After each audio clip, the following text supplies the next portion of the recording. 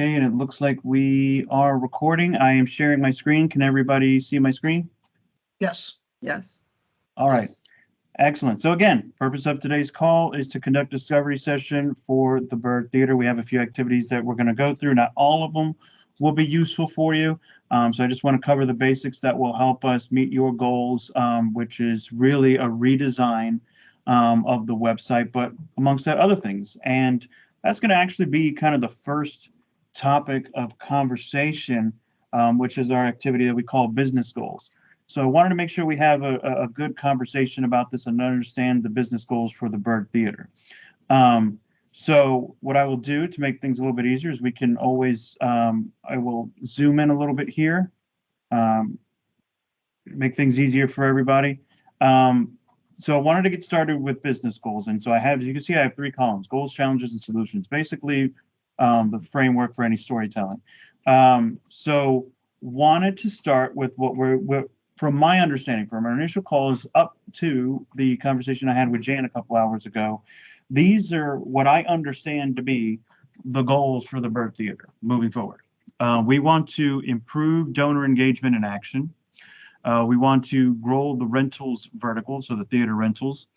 We want to improve the patron user experience. So what that means is the visitors that go to the website, how can we make it easier, pleasing to use to purchase tickets and be on your way? Update the website to a more modern look, and then basically get alignments. I don't want to say goals of misalignment. I don't want to do that because that's what it currently is. We want to get alignment on the narrative. And what we mean by that is we want to communicate our story and history better. And just with a little bit of extra information I got from Jan, we want to also communicate and discuss the stewardship history as well. So wanted to open this up for conversation to make sure we all agree with this. If there's nothing I'm missing or anything we need to elaborate on or any discussions that we have to have internally, but I just want to make sure we're all aligned on this before we move forward. Yes. That sounds all good to me. All right, excellent. All right, if nothing else, we're going to go to the challenges right now. What we're seeing is there's a lack of juice to the story. I saw some of the feedback was bland, confusing, and dense when we're talking about the website itself.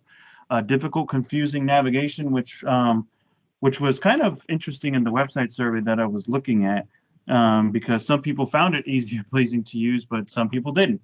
But the obvious point is, can it be made easier? And that's what we want to try and take some time to discuss today as well. So we want to try and see how we can focus on that. The mobile user experience issues. So I haven't had the opportunity to focus on this on phone, but I think that is going to be an important factor if there are mobile UX issues, because everybody's on their phone nowadays. I use my phone sometimes, when I'm in Chesterfield. The last movie I went to go see was The Batman, and I went and used Fandango, and Fandango obviously is like an app. So we want to make sure if I'm using that, you can bet dollars to donuts that the community is probably going to be using their phone to get a more easy and pleasing experience. Intrusiveness. So this one was interesting. Ads and pop-ups. So I didn't think I saw anything, but do you guys have some sort of ad or pop-up thing going on on the website? No. I'm wondering, are they confusing it with, I guess, the app that you use when somebody buys a ticket? Does that app do any kind of ads or promotions or pop-ups and things of that nature? It opens Not a new that- tab or page. It doesn't do pop-up windows. Interesting. Okay. Well, We don't run ads on our website, so. Okay. So that was very interesting. When I saw that, I was like, well, I'm not sure I can validate that, but they might have gotten us confused with somebody else. I have no idea. So as of right now, what we'll do is I'll just kind of put this in strikeout mode because I'm not sure. Calendar listing issues, inaccurate information. So wanted to elaborate on that anymore and see if anybody knows what we're talking about here. So one, Helen Conley said that the calendar option doesn't work. The website lists upcoming movies on the home page, but when you click on the calendar, it says there are no upcoming events. The calendar would be most helpful as an actual calendar that displays daily events with the time and a filter for event type, private, movie, event, etc. Yes, so this is something I've been trying to fix and we've continued to run into a wall, and I think it's just something that is deep into our website coded, something beyond our capabilities. But the carousel feature on our homepage, we were having a hard time getting access to edit that, and there is the first card links to the old page um, for our movie listings.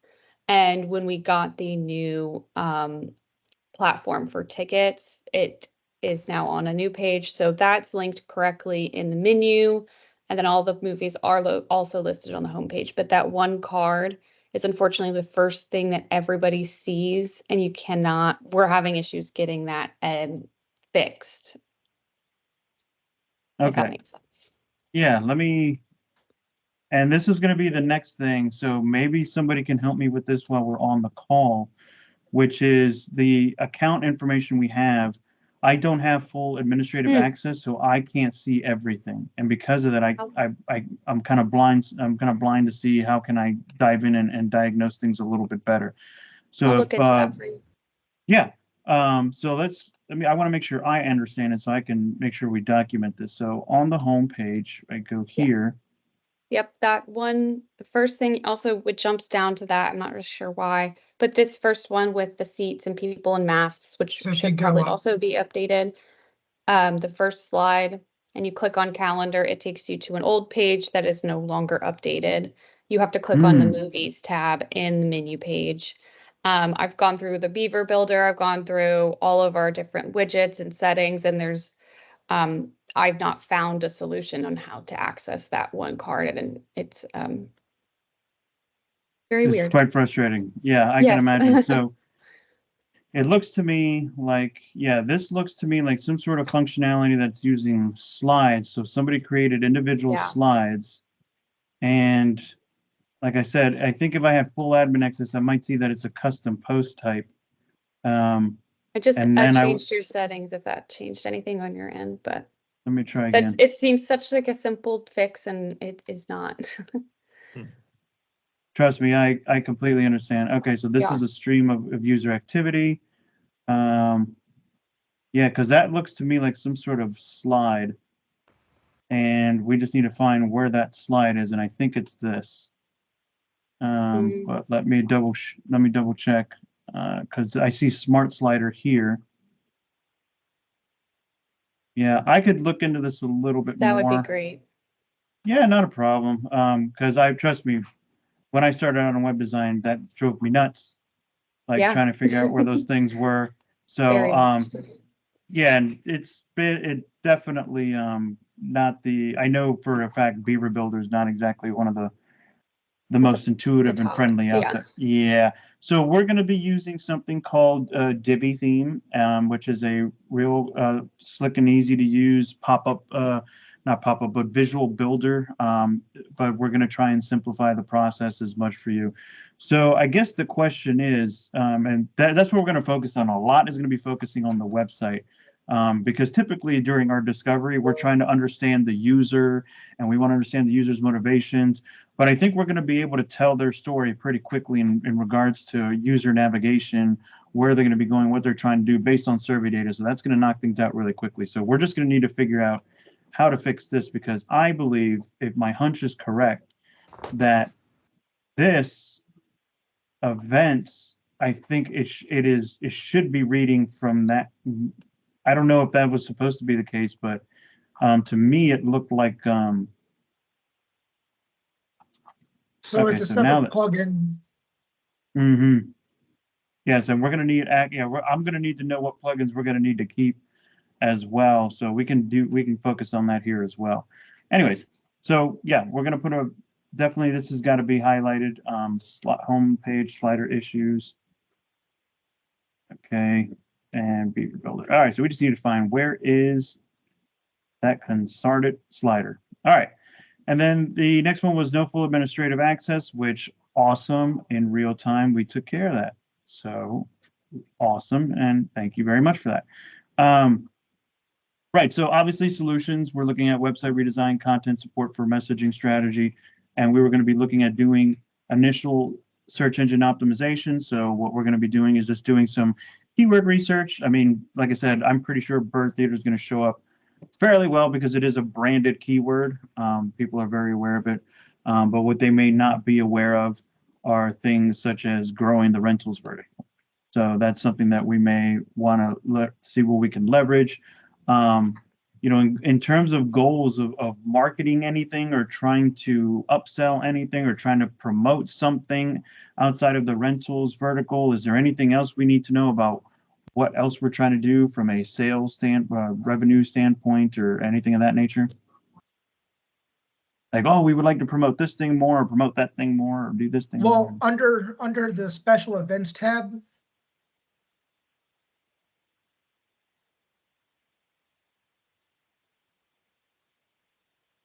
you'll see all the film festivals. We need to be able to update those. And also the Mighty Worldster Oregon is not accurate anymore. He plays almost every movie. So Okay. that little statement when you hover over the special events and festivals, Mm-hmm. that wording, the See and Experience Our Live Oregon show featuring Bob Gulledge, it's not just on Saturdays. It's all, yeah, it's before every premiere Yes. or every movie. Okay. All right. And currently we don't know, there's no way that we could find a way to edit that. I'm sure there is. I can look into that if you don't have the time, John, but should be a good fix. Now, yeah, so my question is that something we want to update on this right away, or is this something we want to make sure is that something we want to do right away? Yeah, we definitely want to update that right away. Yeah. Okay. So this is good. Yeah, Anna, if you don't mind helping me with that, because I'm going to be mainly focused on For trying sure. to build the new site out and things of that nature. I will say, yeah. I think I've discussed this with Ben and Becky as well, but there are just a lot of pages that maybe we don't know about or are outdated. And I know that just takes a lot of manpower, and that's not much of a website redesign, but kind of creating that organization within the website as well. And then I'd also say donations is always a focus as well, alongside ticket sales. Gotcha. So here is a quick and simple way to get an audit of everything you got going on the site. So if I type in sitemap.xml, this is pulling up what Google has crawled on your website. This is what Google has crawled and said, these are your pages that are live. So if we look at here and you see post sitemap.xml, that means this is links to all of the blog posts you've ever made. Okay. So what you can do, and we could do this together, I don't mind helping out with this at all, is I just copy them.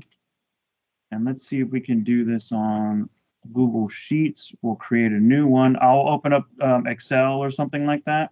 Mhm. Let's see if we can create this here. And then let's try post sitemap for theater. All right, and what we'll do is I'll just paste and boom. Now I have a link. And what I typically advise clients to do on website redesigns when we have a team, I said, let's put everybody to work. Sure. We have an internal meeting and we just look and say, hey, you know what? Yeah, we don't need that anymore. So all we do is hit strike through and then just mark it red. And that way we know, because for us, it's really easy to transfer all this content with just a few clicks. So I don't want to carry over content that we don't need anymore. So that's just going to have to be a thing that, y'all tell me, hey, we don't need this anymore. So would something like this help you? Yeah, absolutely. Okay. So we'll do another one. Hey, took away my post sitemap. All right. Let's try that again. Okay. Huzzah. All right. So next one. So we'll go ahead and do that for page sitemap. So I'll put this all together for you right now. And this is actually your literal pages. So what I mean by that is this right here. What I just put in an Excel sheet was, where'd it go? Posts. And I don't see where it went. Oh, you guys call it articles, but it's posts. So now what we're going to do is grab all the pages that have been published and exist on the menu, and let's drop that into an Excel sheet as well for you. And that way y'all can edit that as well. So matter of fact, I'll just create a new tab here and make it real easy. So we'll just keep it all on one sheet. And you guys just go to different tabs. All right, so this will be pages. All right, so again, same theory there. Just look it over and tell us what is not coming with us. And then what we'll see here is tribe and tribe events. So these two are the calendar here for events. So where do I find, and this is what I'm trying to discern myself. I go over here and I'm going to special events, but I can't click on that. Where do I, is this, basically, where do I find the calendar? The movies. So movies, you We click on don't list the movies. special events on our website. Because usually they're private.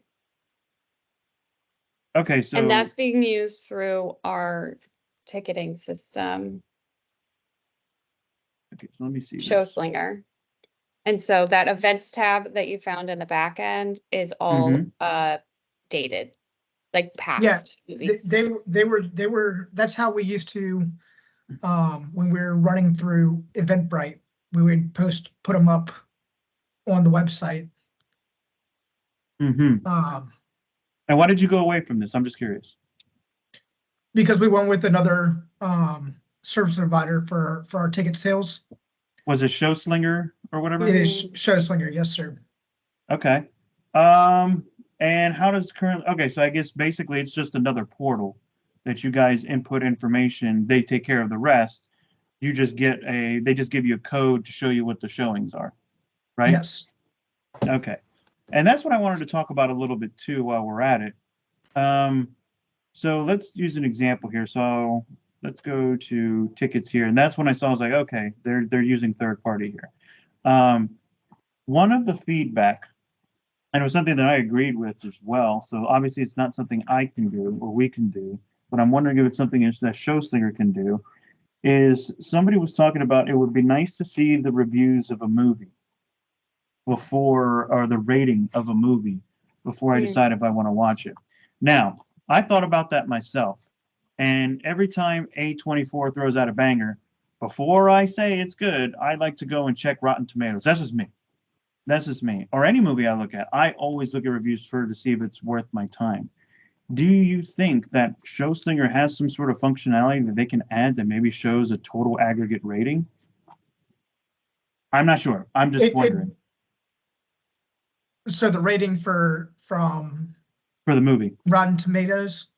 Or just anything at all. I don't know if they can pull an aggregate rating that is a compilation of maybe IMDb, you know, I know that Tracked. most of the information on this page is being sourced just from like Google. So like the movie description, or if you scroll down, it's going to be the same as if the little blurb that comes up when you Google, and the image as well, and the map placement. I see. So it's pulling sources from the internet. Yes. So I have to physically input that information. It might be something to like ask them, or like it might be a checkbox to add or something, because manually adding would not be great. No, that's more work. We don't want that. Yeah, exactly. No. So let me see, and I'm just going to do it.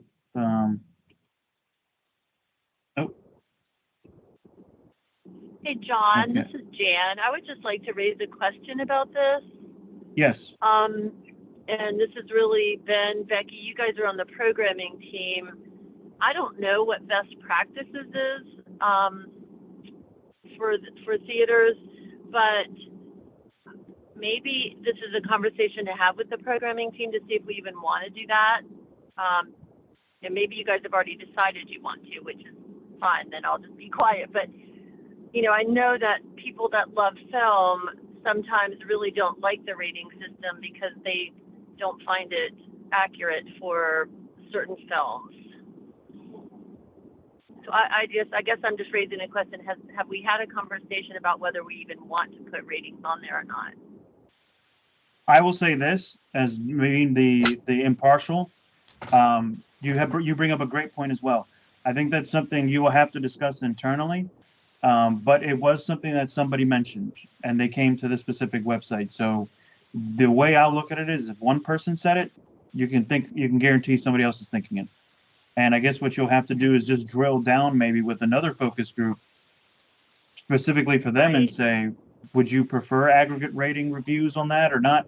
Again, I can't answer that for you. I just know, speaking from my own experience, before I even watch a movie, because my time is precious, I want to make sure, is that juice worth the squeeze, basically. Right. I Absolutely. wonder, yeah, I mean, was it one person that said that or more than one? Correct. That was one person, but I always look at that because that one person could represent I would just suggest that group. I would just suggest a conversation with the programming team to see what the thoughts are collectively there. Just because we have a couple of people on the programming team that are really into film, and I would be interested in knowing their perspective on that. Absolutely. What does everybody else think? When I read that feedback, I read it as like rating of a movie, like G, PG, PG-13. So it's interesting that you read it as like a critic review or something like that. So that also goes to show that one person's thought can be different than everyone else's. Oh, interesting. So it could be, what is it rated? Like, is it G or R Which or whatever is listed. Which is listed. Oh, yeah, okay. it's just small. So maybe they just wanted it to be bigger or something. But yeah. That's a thought. Interesting. Yeah. So I guess the part that you could say there is, I mean, yeah, just making that warning sign larger in size could maybe fix that one feedback. It could be completely that. It could be, and like I said, I was looking at it because I guess seeing it through my filter, we're always working with service-based companies, so it's all about reviews. So they could have meant ratings, like the actual rating of the movie. So yeah, I think that's excellent. Good observation. Then it looks like Google has indexed these pages too. So I don't think we're going to need these. Is going to be my suggestion. So this is just the accounts of the people who write blogs. So we have Ben, we have Anna, and then we have somebody by the name of Lenny. So I don't think these need to be live because they serve no purpose. Yes. So I'm going to still throw that in there just so we have everything together and documented, but I think we need to get rid of that. So let me just make one more tab. Okay, delete that. Okay, so yeah, I would say at this point, what we'll need your help with is just y'all looking over like this. So events, I'm going to assume you probably want us to delete. None of this is coming over. Events from the old school stuff here, but I want y'all to take a look at it real quick before. I'm sorry, I want y'all to take a look at that internally and just confirm. Yeah, none of this these two don't need to come over. But then the most important part is going to be the pages and the posts, the blog posts. Okay, so I will get this to you post meeting or post discovery so y'all can take a look at that. Is that cool? Okay. Sounds great. Yeah, and I think what John recommended, that we do that as a group activity instead of any one person, is a great idea. So where one might have some information, another might not. Yep. And if I may make a suggestion, typically when we have long form content, like a lot of stuff to look at, but there's a team, I like to divide them into like quadrants. So somebody takes 25%, 25%. So just some advice on what we like to do when we're doing content audits. All right, let me exit out of all these XML sitemaps. Okay. Perfect. So at this point, I think we're ready to move into the next activity, which is just kind of understanding the industry and the people who are visiting. So basically, I talk about what it is and what you do and where you do it. So basically, we are a movie theater that is based in Richmond, Virginia. That's factual. But I wanted to jump into products and services. So I'm just kind of curious, what kind of products do we offer? Showing film. Oh, let me rephrase that. So something that like, do we do shirts? Do we do hats? Do we do mugs? Do we do merch? Like, what are things that the Byrd Theater tries to sell to patrons besides tickets? We do all that through Bonfire, and so I think we have shirts, T-shirts. I would say that might be something for us to revisit too internally, because I don't think anyone uses it very often. Surprising enough, we get a check every do? quarter. Yeah. Okay, good. Yeah, we. Then maybe you know, just a revisit of how it's placed on the website. And that's But- what we're gonna do with this. Oh, I'm sorry, go ahead, Becky.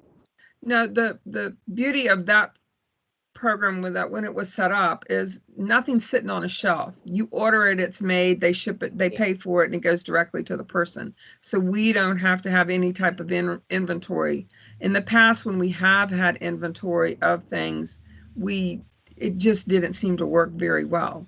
Currently, we have, some shirts left over from a special event last fall and stickers, and surprisingly enough, every 2 or 3 weeks we'll sell a little bit. Okay, excellent. So we do merchandise. Oh, Becky, go ahead. I'm sorry. No, I'm done. Thank you. Oh, so we do merchandise. I guess also we could consider this a product because it's not necessarily, or you guys could let me know if you consider this a product or service.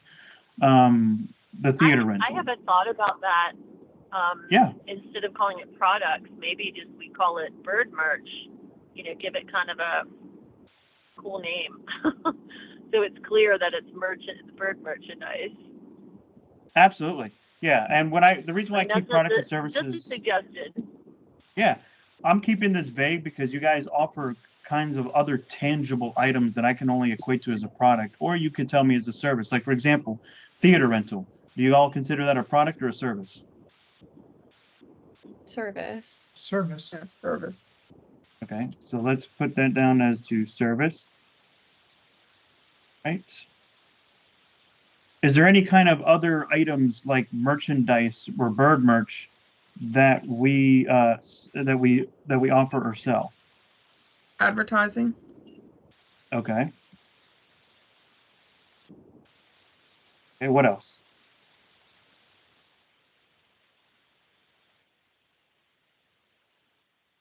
Would gift All right. cards or gift certificates fall under there? There we go. Yep. Anything tangible, you know what I mean? Or the advertising's intangible, I guess. The gift cards. All right.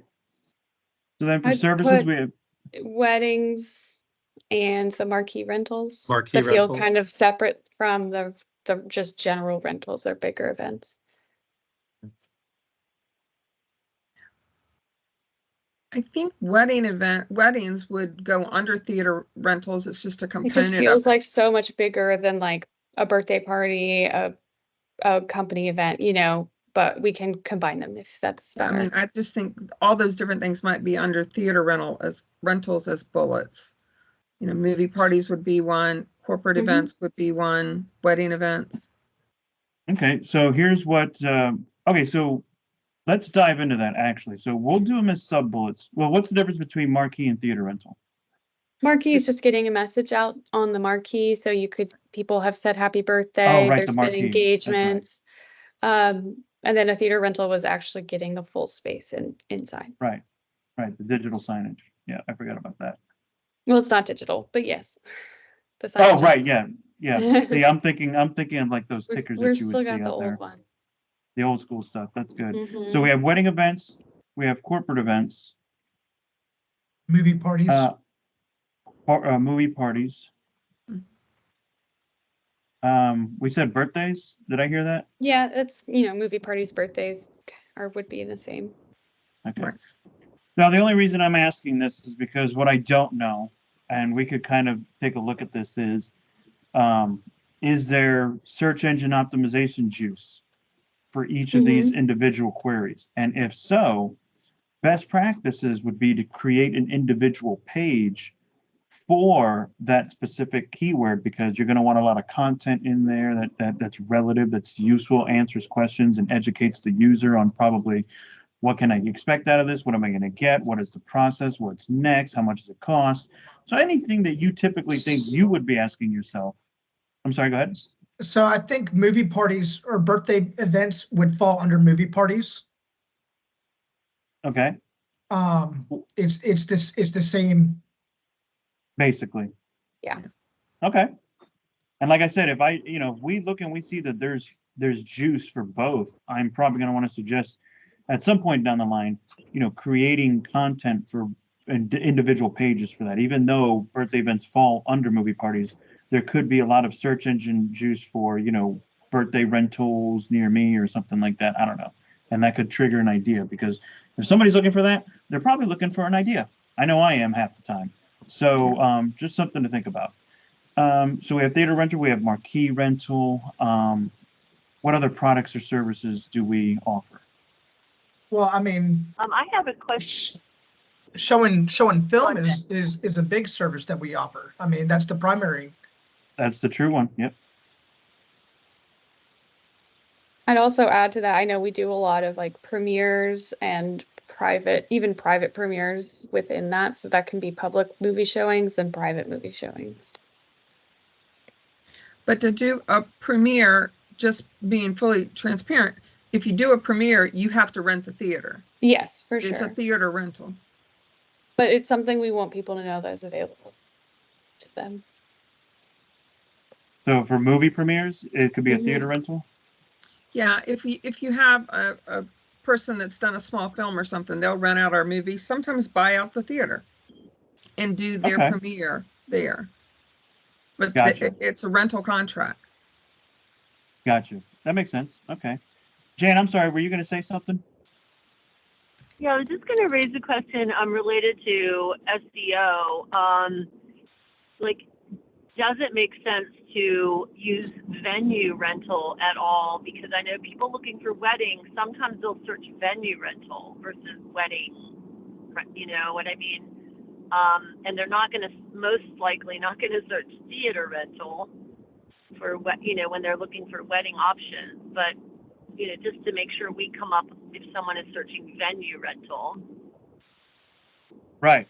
And that's a good point. And obviously, yes, I will tell you, but I can't say that factually. Trust but Right. verify. I got to let the data tell me what's going on out there, because, we think we know people and then we don't. So Yeah. I'm with you. If, gun to my head, if I had to roll the dice, I would say that yes, probably people are looking like, wedding venues for rent or wedding venue rentals. And obviously that page would have to be kind of shifted in content towards that specific keyword, but the product or the service of it is the movie theater. So it could be an introduction as to something they weren't aware of before. So it's solution unaware, but what we're trying to do is leverage the keyword for the problem aware, which is that what they're trying to solve is finding a wedding venue. So I'm with you on that. It would just come down to y'all making sure that you write good content that is relevant, Yes. answers questions, and has a good user experience. And we can use those keywords. Right, We use exactly. those keywords repeatedly. Yeah. Okay. Well, Thank you. yeah, and you want to be careful. You want to be careful with that, because Google will penalize you for spamming. It just has to have a natural flow. So on that same vein, then we are part of the Knot and Richmond Weddings, and we have pages on their sites. I mean, it's a membership that we've bought. Would we use the same type of page that we've developed for those sites on our site, or somehow link them? You could You link could them out. definitely link them. Yeah, that's a good idea to link them out. So that way you're creating what I like to call backlink juice.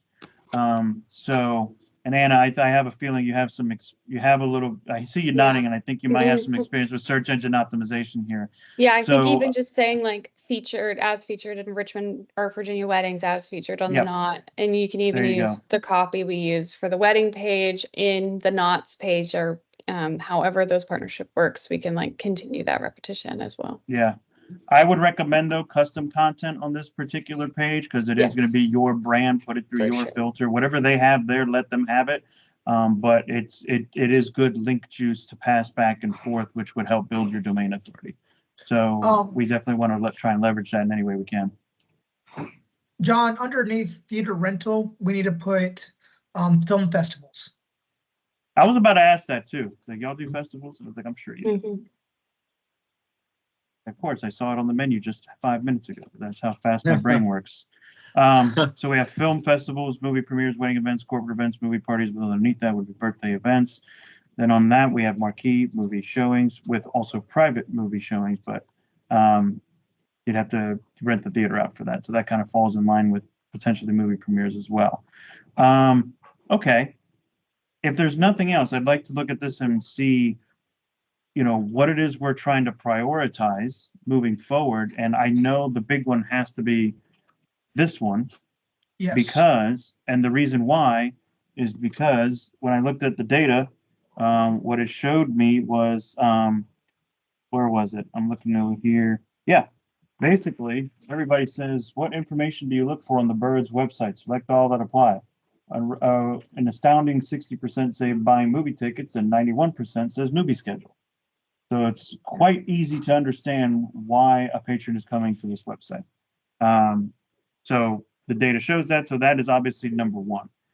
Now, outside of that, what would we like to be doing better in?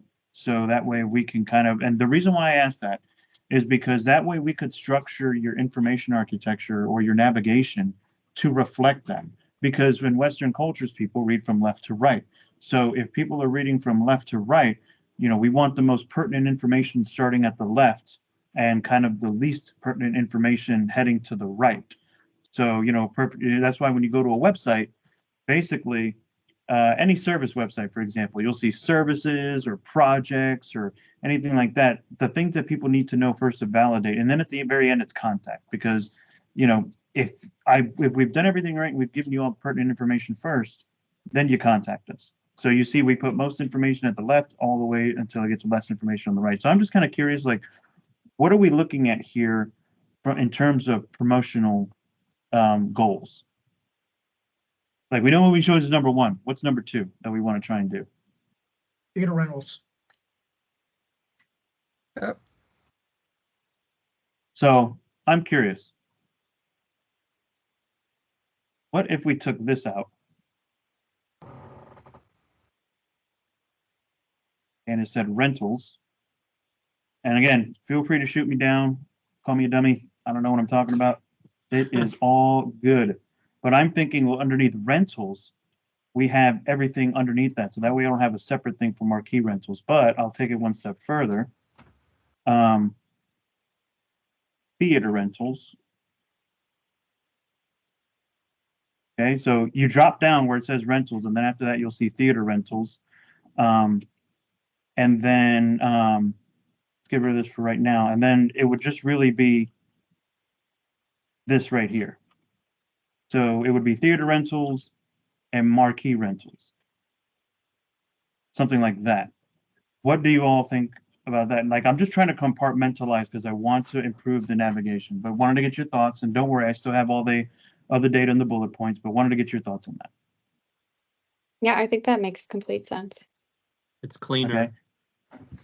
Okay. And what we do is in the now let me ask you some film festivals. Where does that film festivals, does that fall under movie showings or rentals? Rentals. Typically. Every now and again, we have a partnership event later in April. And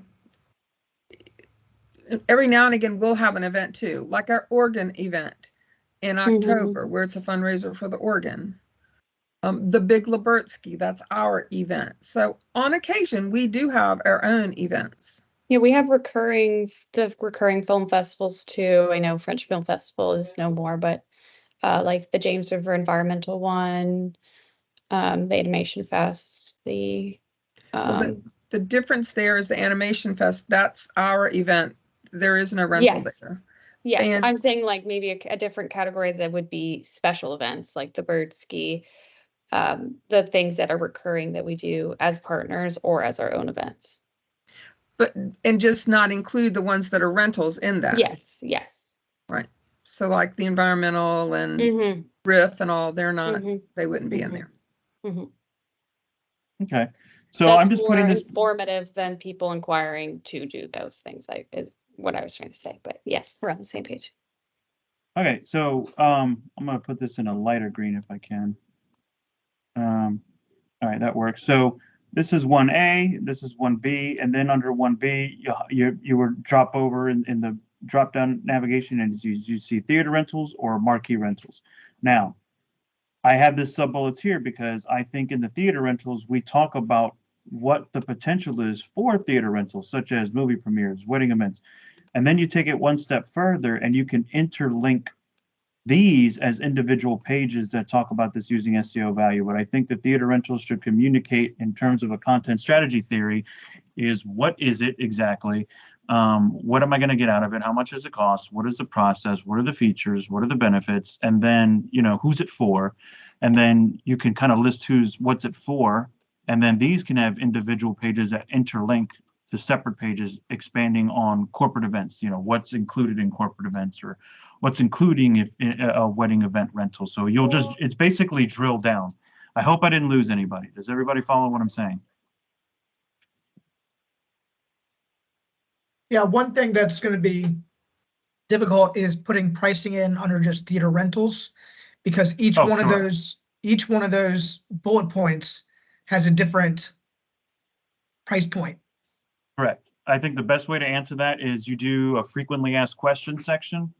How much does it cost? And then because we get the same question all the time. People, for web design, it's like, well, how much does a website cost? I mean, a website's a website. Yes and no. I mean, there's a difference between an HVAC website versus a community theater website. Lots of different features and functionality. So it's just not a one size fits all. So we will just say, for best pricing, give us a call or fill out this form below so we can learn more about what you're trying to do.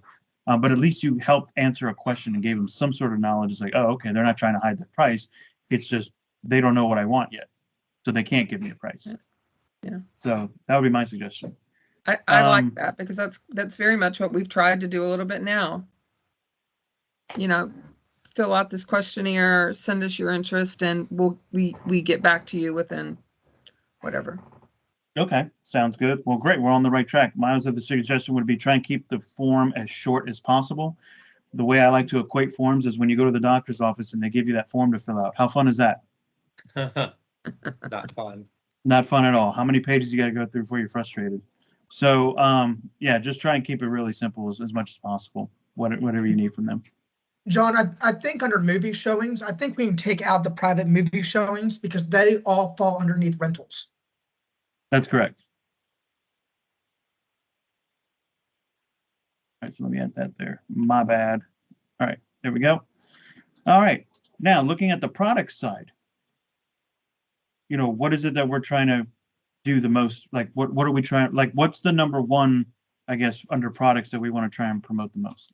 So real quick, one thing about gift cards is that they're through ShowSlinger, through our ticketing platform.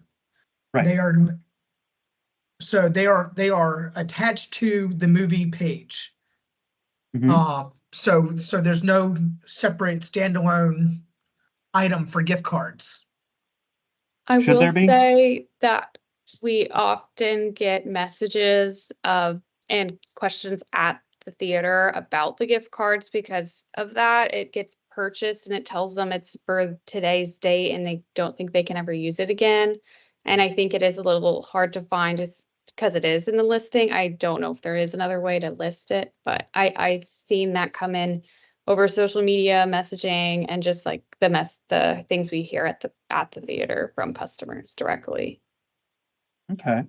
One piece of feedback I get here from the survey: when purchasing gift cards, it shows up only as valid for the date I purchased them if they were tickets. This causes a lot of confusion. Yeah, that's So, common, what I hear. right. I think the best solution would be to create another page for just gift cards, talk about the gift cards, maybe a simple FAQ. How much can I buy it up to? How long do I have to use it? Where can I go purchase it? And then you have a big fat button that says buy here. And then it'll maybe hopefully ShowSlinger is able to create an individualized, just general gift card purchase. I can't answer that, only they can. So if they're able to do something where you're not attaching a gift card to the actual listing, which I'd be shocked if they couldn't do, quite honestly.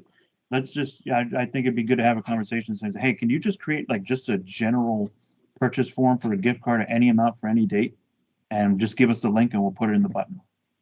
That's what I think. But what do y'all think? I don't know what's capable with them, but I think that would be great. Okay. like I said, and I forgot to say this rule. I mean, let's pretend we have a magic wand and we can wave it around and we can get whatever we want. Whatever we want. All right. Blank checks also all around. All right. Everybody's getting blank checks. What we're doing here is trying to explore the possibilities, and then we see what's capable, what's not capable, and then we'll just look for substitutes and rein it in. Okay. So we would think about a gift card page separately, and then a GC general purchase. That's a gift card general purchase from who's Gunslinger. Showslinger. Showslinger. So Showslinger. Why am I? See, now I'm thinking of spaghetti westerns. Y'all got me Old thinking West. spaghetti westerns now. All right. Okay. So is gift cards like the #1 bestseller and the #1 thing we want to sell the most of, or is it advertising, or is it merchandise? What is it that we want to sell the most of? Gift cards used to be a huge revenue maker for us until we had to change the way we sell them because of the new POS. Oh, well, that's unfortunate. So does it make sense then to say we want gift cards to be the revenue bringer again? And they're not physical gift cards. They are Even better. digital. Even better. Yeah, because I know I lost some gift cards back in the day, so I prefer everything digital. So is it a goal then? Is it safe to say our goal is to try and get gift cards back into the glory days? Absolutely. Yeah. Okay. All right. Do we make more on advertising? Like, so one ad, how many gift cards equal, selling one ad? I think, is that what you're driving at? So like if we move to advertising as the first piece, because we make we have the potential to make the most revenue per unit versus a gift card per unit. Right. I'm trying to figure out what's going to make you money. That's all I want to know. If you're telling me that your margins are a lot better on advertising versus gift cards, which I don't know. I mean, I don't know what it is in time and materials versus a third party that's throwing out gift cards on your behalf and it's digital versus merchandise from a Bonfire app that's probably taking a piece, but then again, they're printing, they're shipping. I want to know, like, what do you want to be the revenue driver? Well, with advertising, we are very different than going down to Bowtie or Regal and they just sit there and you watch, 10 minutes worth of ads before the previews and then finally the movie starts. I know that. We just do a few and we do it intentionally, things prior to the movie. So I'm not so sure how much is potential unless we want to change our way of doing that. With the gift cards, and I don't mean to just go back in the past, but we would have companies that would come in and buy several $1,000s worth of gift cards and give them out to their employees. We have people now during the holiday season that reach out and call us that, now they're having problems doing what they want to do. But, it used to really be a big thing. So I don't know that we can work it out to make it a big thing again. Because of the constraints that Showslinger has on that process. Because I do believe, Ben, I thought I recalled you had talked to them about why we couldn't make this easier. And they really didn't have a means for that. Yeah, they told me pretty much what we get, what it is, what we get. And so with regards to the gift card page, we're pretty much SOL. Yeah. Kind of, sort of. Okay. Well, that's unfortunate if it's taking out a huge chunk of revenue. That is a little concerning. How long ago was that conversation you had with them, Ben, if you don't mind my asking? I'd say 3 to 6 months ago. I was kind of hoping maybe you told me a year ago or something. That way I could have said, hey, technology's changed. Maybe they've gotten better. But how long have we been with Showslinger, Ben? Not quite a year? For about a year. Yeah. In April 1st, come April 1st. Okay.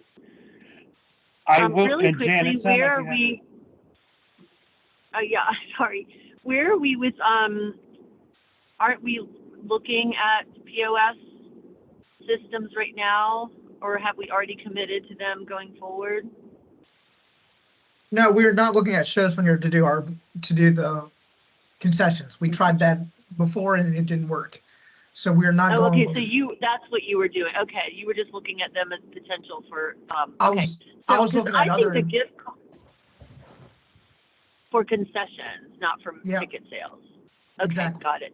Because I think the gift cards, you know, there are some real benefits to the selling of gift cards that go beyond just what we make off the tickets. It's getting people into the seats, it's getting people into the Byrd that might not come otherwise, and then we get concession sales on top of it.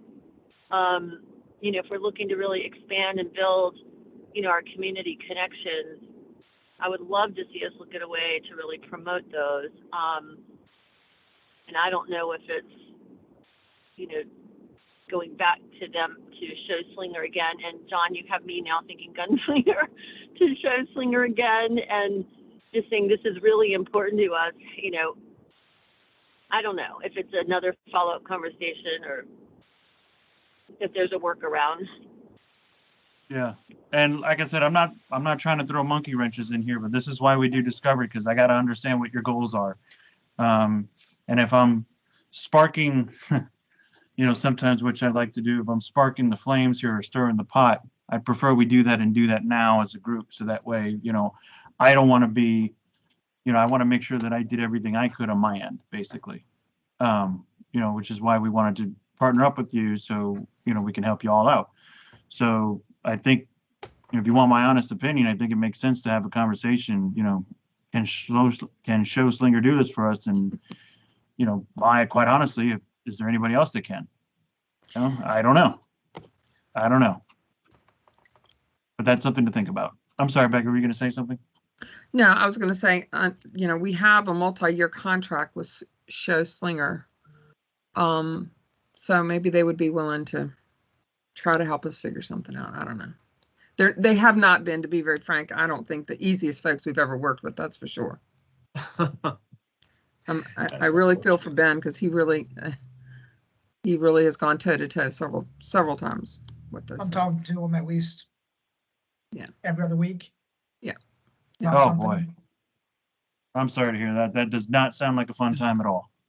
Well, yeah, let's see if maybe there's a way to do it. The only thing I can think of is like, and I don't know, and I'm just throwing this out there, so let me know if this is something that could be integrated into your process somehow. But, you know, I know we do them digitally, but if there was a way to do them tangibly, what if somebody filled out a form on that gift card page separately, says, I'm interested in getting this amount of tickets and this amount of gift cards and this amount, and they send that to you. Can you do anything with that? I don't know. I'm just throwing that out there. If we can't do anything, we can't do that. But, you know, at least you see what the demand is. And if what you're seeing out there is saying people are wanting 50 gift cards at $150 a pop, you know, I don't know. If somebody filled out a form asking for gift cards, is there anything you can do about it, or that's no? Not really. They'd have to fill out they'd have to go At that on listing. onto our website and then click on gift card and fill it out. Gotcha. And the payment Okay. process and all of that too. Right. So let's take a look at this real quick. I want to understand the process a little bit myself, because maybe there's something. So something. So that So middle what- one is the movie ticket gift card. Okay, I clicked on it and And then you click on, Yeah, try again. yep, no, then you gotta scroll down and click on the fan. Yeah. It's Scroll actually back very up a little bit. complicated. Well, why does it show Totoro? Right there. It shows the next to upcoming movie every time. Hmm. And then you have gotta to hit the click plus how sign many by- gift cards you want at what amount. And then you add to cart and it will tell you it's for your movie ticket for today once you purchase it. You can only do one gift card at a time. really, wow. Mhm. So even though you can change the quantity, that's not 3 gift cards? You can't do 3 gift cards because it's, Well, he just did, didn't he? Yeah, But but it then tells it me said you no. couldn't add it to the cart. Oh, okay. Sorry, I wasn't looking there. Yeah. So even if I wanted to get my whole family in at $10 a pop, what that's telling me is I'd have to go back and buy another one and buy another one and buy another one singularly, correct? Yep. Mm-hmm. Which means my finance charges on my credit card is gonna go bonkers. Yeah. Got it. Okay. Well, I will I will try the best I can to help you out in any way. So any advice you need from me, feel free to help. I'll be more than happy to help, but I'd love to find a way to get those gift cards back. It sounds like we had a really good revenue stream. And if that is hurting, our profit and loss statements, we definitely got to take a look at that. But we'll put a pin in that for now. Between advertising and merchandise, which one does better? Or which one do we want to do Advertising. better? Advertising. All right. All right. Sounds good. And then this one is third place. Yep. All right. So, and that's the way we want it. Or ideally, perfect world, how would you want it? The order, the sequential order. We would love gift cards, then merchandise, then advertising, because the profit margin is better on merchandise, or no? Okay. All right. No, I think we're good with that order. Perfect. Okay. So, any questions on this column before we move forward? I don't think it fits in this category, but it is the donation piece and supporting the Byrd. It's not a product, it's not a service, but I would think it would, if we were discussing like how the menu is laid out and how we read left to right, I would say that would probably be pretty up there. Unless somebody Right. disagrees. Oh, no, I agree with that. It is. I would love to weigh in on this, and thank you, Anna, for bringing it up. I think it's very important. I think it needs its own space, its own title. That's my. For sure. Absolutely. Yeah. So this isn't And it site could be navigation support at the all. Byrd. Okay. I just wanted to like throw it in there in case this would inform Yeah, how it would this is me inform the understanding where you- page yeah. navigation. Yes. Right, absolutely. Thank And you, Anna. this will help with page navigation for sure. And noticing where things need to be.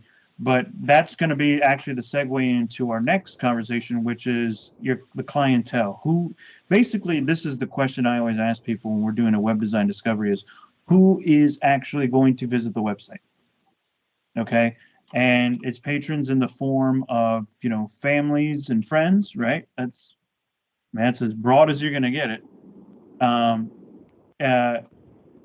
then you have Renters. donors. Yep, families and friends, renters, that's true. And then you have donors. Okay. So I'd like to talk about the donors a little bit. So currently, what kind of donors are you attracting? Who are you looking for? What do you currently have? What have they said about being a participant in the Byrd? Basically, I want to figure out is where we're going with the direction for the donors where we want to be, and if not, where do we need to be? So I wanted to kind of open that up to everybody, and if you would just want to spill your guts out and I'll take notes, I'll take notes.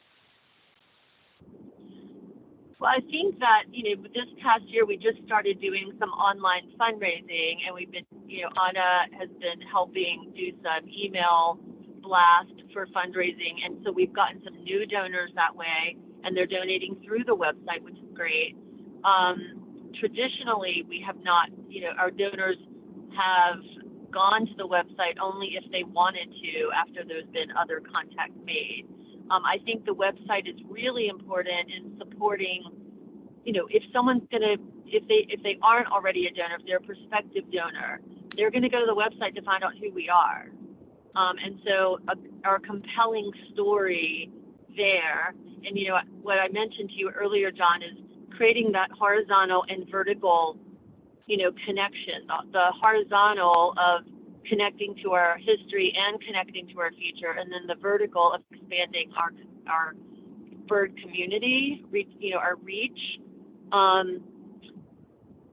That making that piece easily accessible, I think, is really important. And for foundations and people to whom we're applying for grant support, they are going to go to our website to see who we are.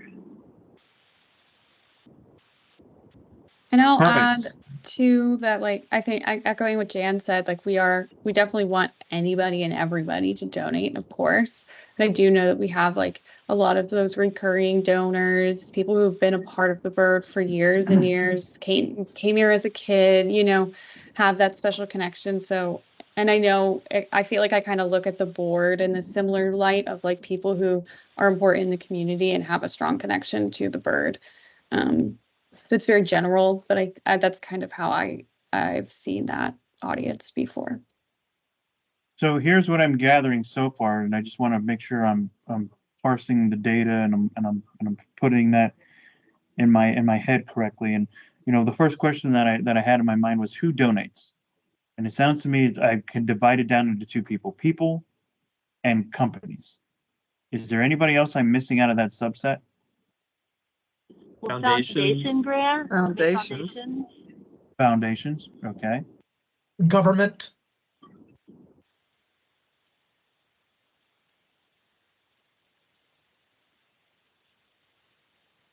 Okay.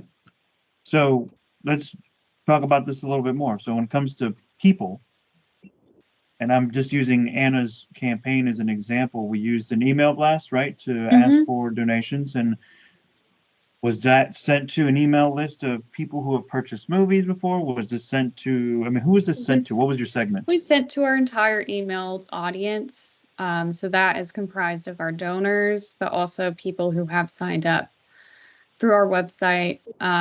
This email list is probably, I don't know how old, but we have probably close to 20,000 or in between 15 and 20K subscribers at the moment. Holy moly, I would love to have that Yes. email list. It's a lot. That Well, screams revenue right there.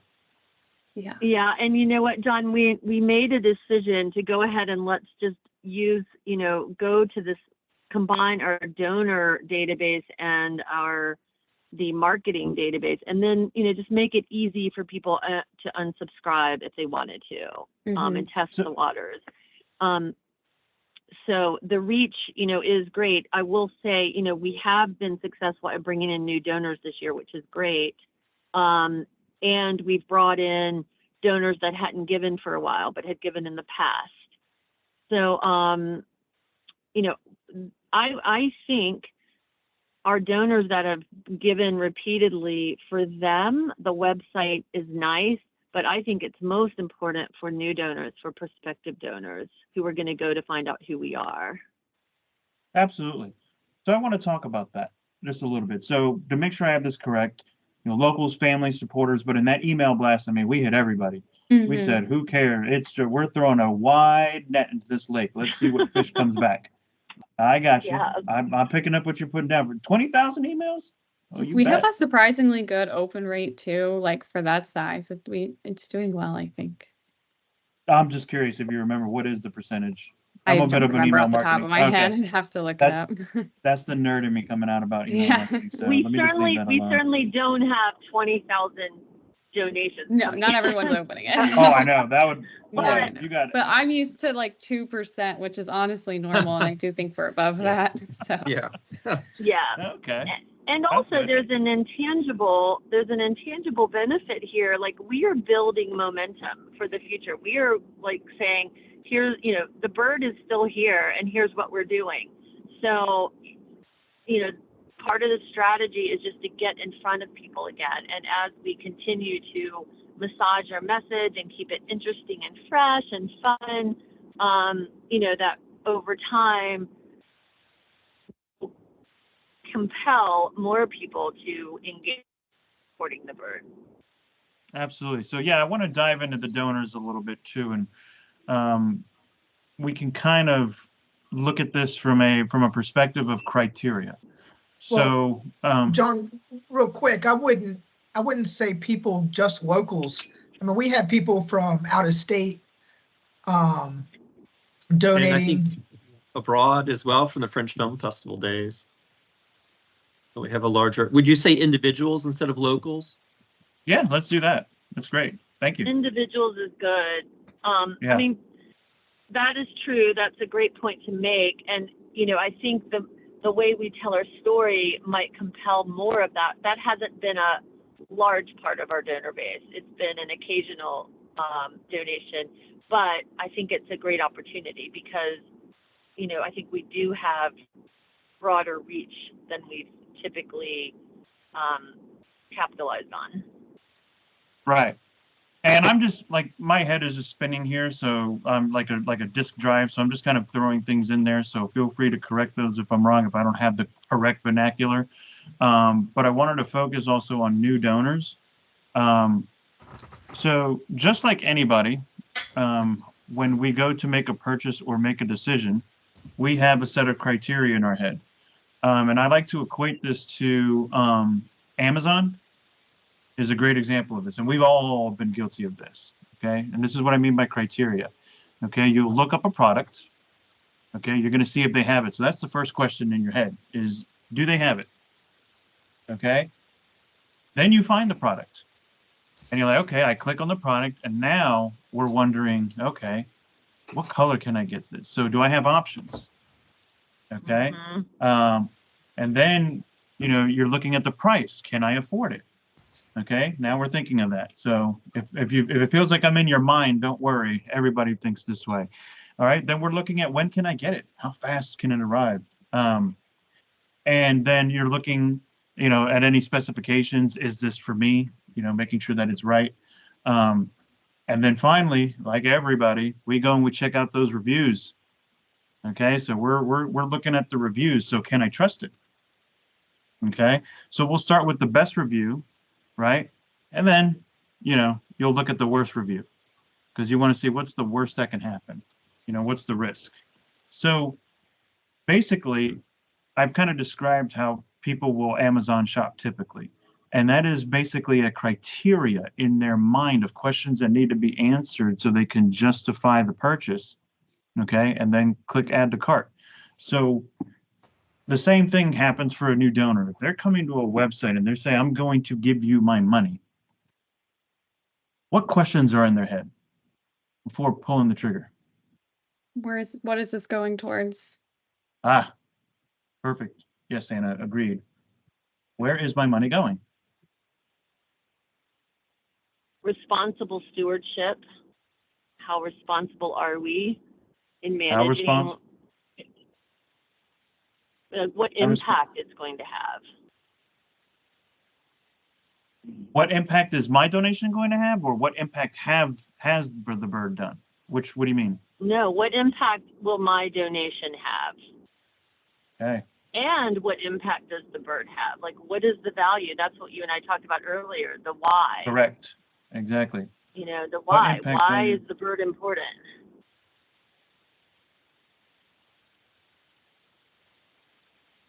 All right, so here are the questions I have so far. Where's my money going? How responsible is your management or stewardship? What impact will my donation have? What impact or value does the Byrd serve to Richmond? Okay. Think of it as if you were donating. What do you need to know? Like, I'll put you this example like this. If the Red Cross asks you to donate, what do you need to know?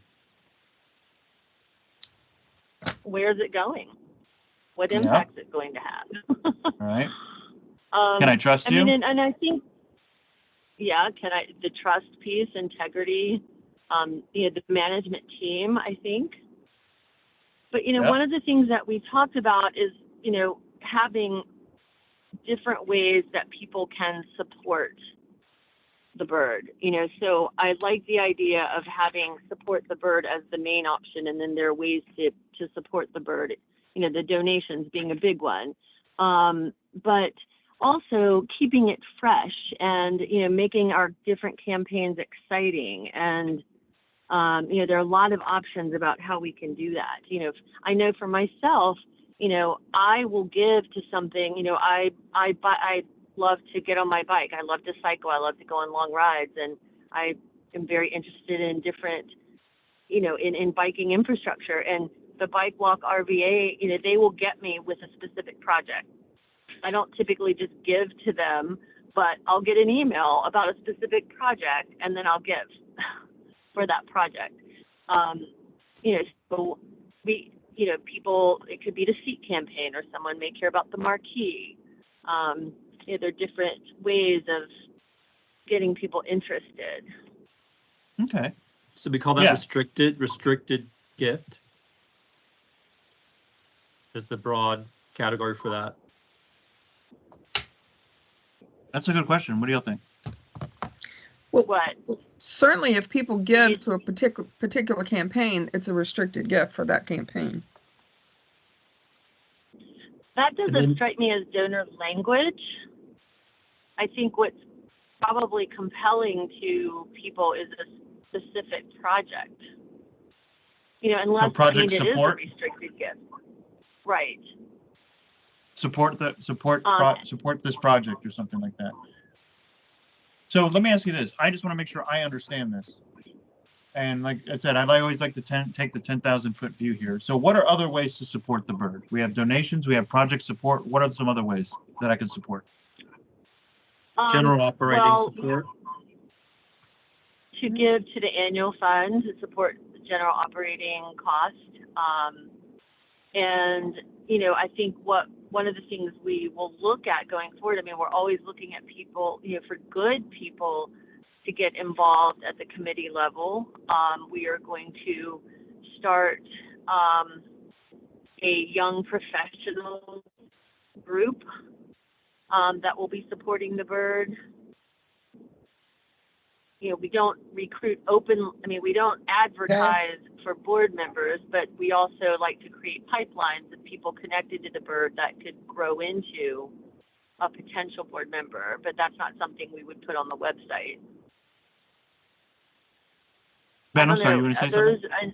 I was going to say that the junior board is with the governance committee right now, and I think it's being on hold. It's being put on hold.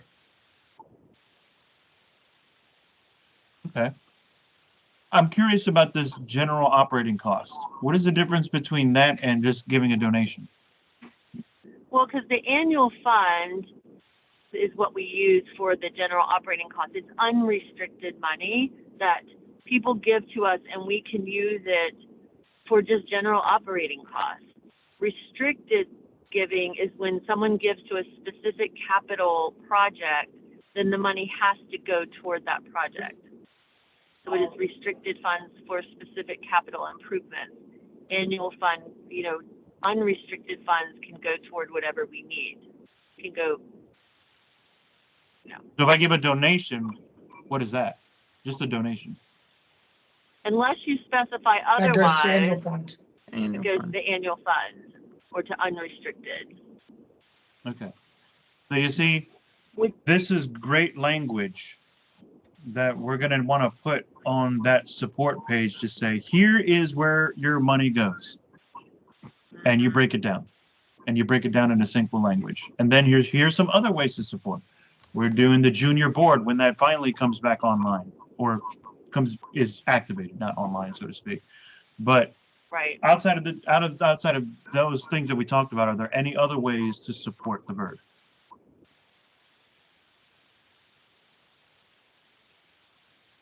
All right. So I think that there we go. There's our answer. So just wanted to make sure I understood this. So that way that support page, it could say donate at the top, you know, because that's one of the goals, but they click on it and it can say, you know, support the Byrd Theater. And then you guys can create content that talks about, you know, where's my money going? How responsible? What impact will it have? What impact has it had? Has donations had? So if we have statistics, if we have numbers, people love statistics. 80% of people, you know, trust statistics. And I just made that one up. So, you know, that we want to definitely look at the numbers and see if there's anything that we can do to validate the impact and the value that the Byrd has. That is my suggestion, but wanted to run that by you and get all of your thoughts on that.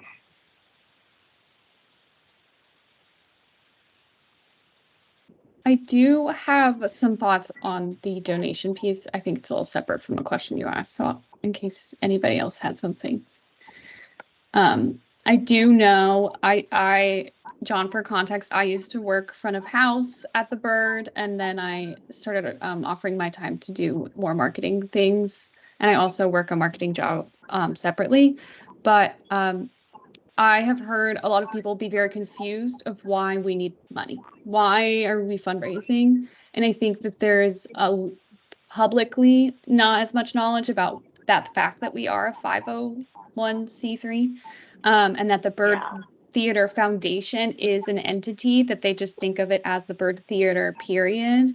And not that they're technically two separate things, but I think that we've been putting a lot of that language in the emails to say, like, your donation goes to the Byrd Theater Foundation, which is the 501c3 that runs and operates the Byrd. And I think that probably helped in getting those donations. So I think that something around that needs to be added to the website and even just made more public. Jan and I talked about doing stuff on social and things like that. So I just think that that's something that I honestly didn't understand when I first started working at the Byrd as scooping popcorn and selling tickets. And I don't know if that's a very publicly known thing either. So we also have a box at the Byrd that you can like drop $1 in or something. And I think people are like, why would you need that? I just paid you $20 for popcorn and candy and soda. That, like, didn't you just get my money? So I think there is like something to be said about that and having that, putting that education out there. I agree, Anna. Thank you so much for bringing that up. That is a very important point, is to educate the public that we are a nonprofit. And I think that's the other thing. I hate to say this, but you have to pretend that people don't know anything. Yeah, exactly. You have to Anna, I know over-inform. you're with I know you're with me on this. Yeah. So I think we have to take it one step further, and we have to explain to them what is Yep. a 501c. Mhm. Okay, we need to make it clear as day, that what is this and why do we have it, which explains why we're doing this and how you can help. So basically, following basic, if I'm basic journalism writing of who, what, when, where, and why, you can add that on there. But you have to make sure that the design and the flow answers these questions as well. That's what we need to talk. So that's why I'm saying, if there's blog articles in some way within this post sitemap that talks about, maybe in some way that we use the post to talk about what we did or some sort of impact that we had, then we post that blog there. Just like if you were a regular company operating and you're trying to improve your search engine optimization metrics, or you're trying to build trust, because this is the biggest thing. And I think Anna just said it best earlier, was you just got $20 from me. Why am I giving you one more dollar? I feel like I'm getting hustled. People don't want to feel like they're getting sold to. People don't want to feel like they're getting hustled. Okay. But if you bring value and you establish relationships and you establish rapport, like you said, those donors, those longtime donors that come back and back again, they get it, right? They're just not giving you money because they want to. They get it because they understand what your story, your cause. So I think you got to make sure this page is exactly what Anna said, talking about the first part. Why are we doing this? But we need to dive deeper into that, drill into that. And then at the same time, I think it needs to answer another question, since we're talking about, people that are out of state, who are we? What is our story? And you were talking about that earlier, where we've been, where we are, and where we want to go. So, those are things that I think are going to need to be included in this donors page, along with these other ideas as well. And I guess we're going to have to be talking about the other ways to support as well. So a lot of content, but at the same time, and I know Anna will agree with me on this, is we got to keep it simple. So that's going to be the big thing. So can we do more with less? Okay. So that'll be the question. Why say more word when few can do trick? That's the way I look at it.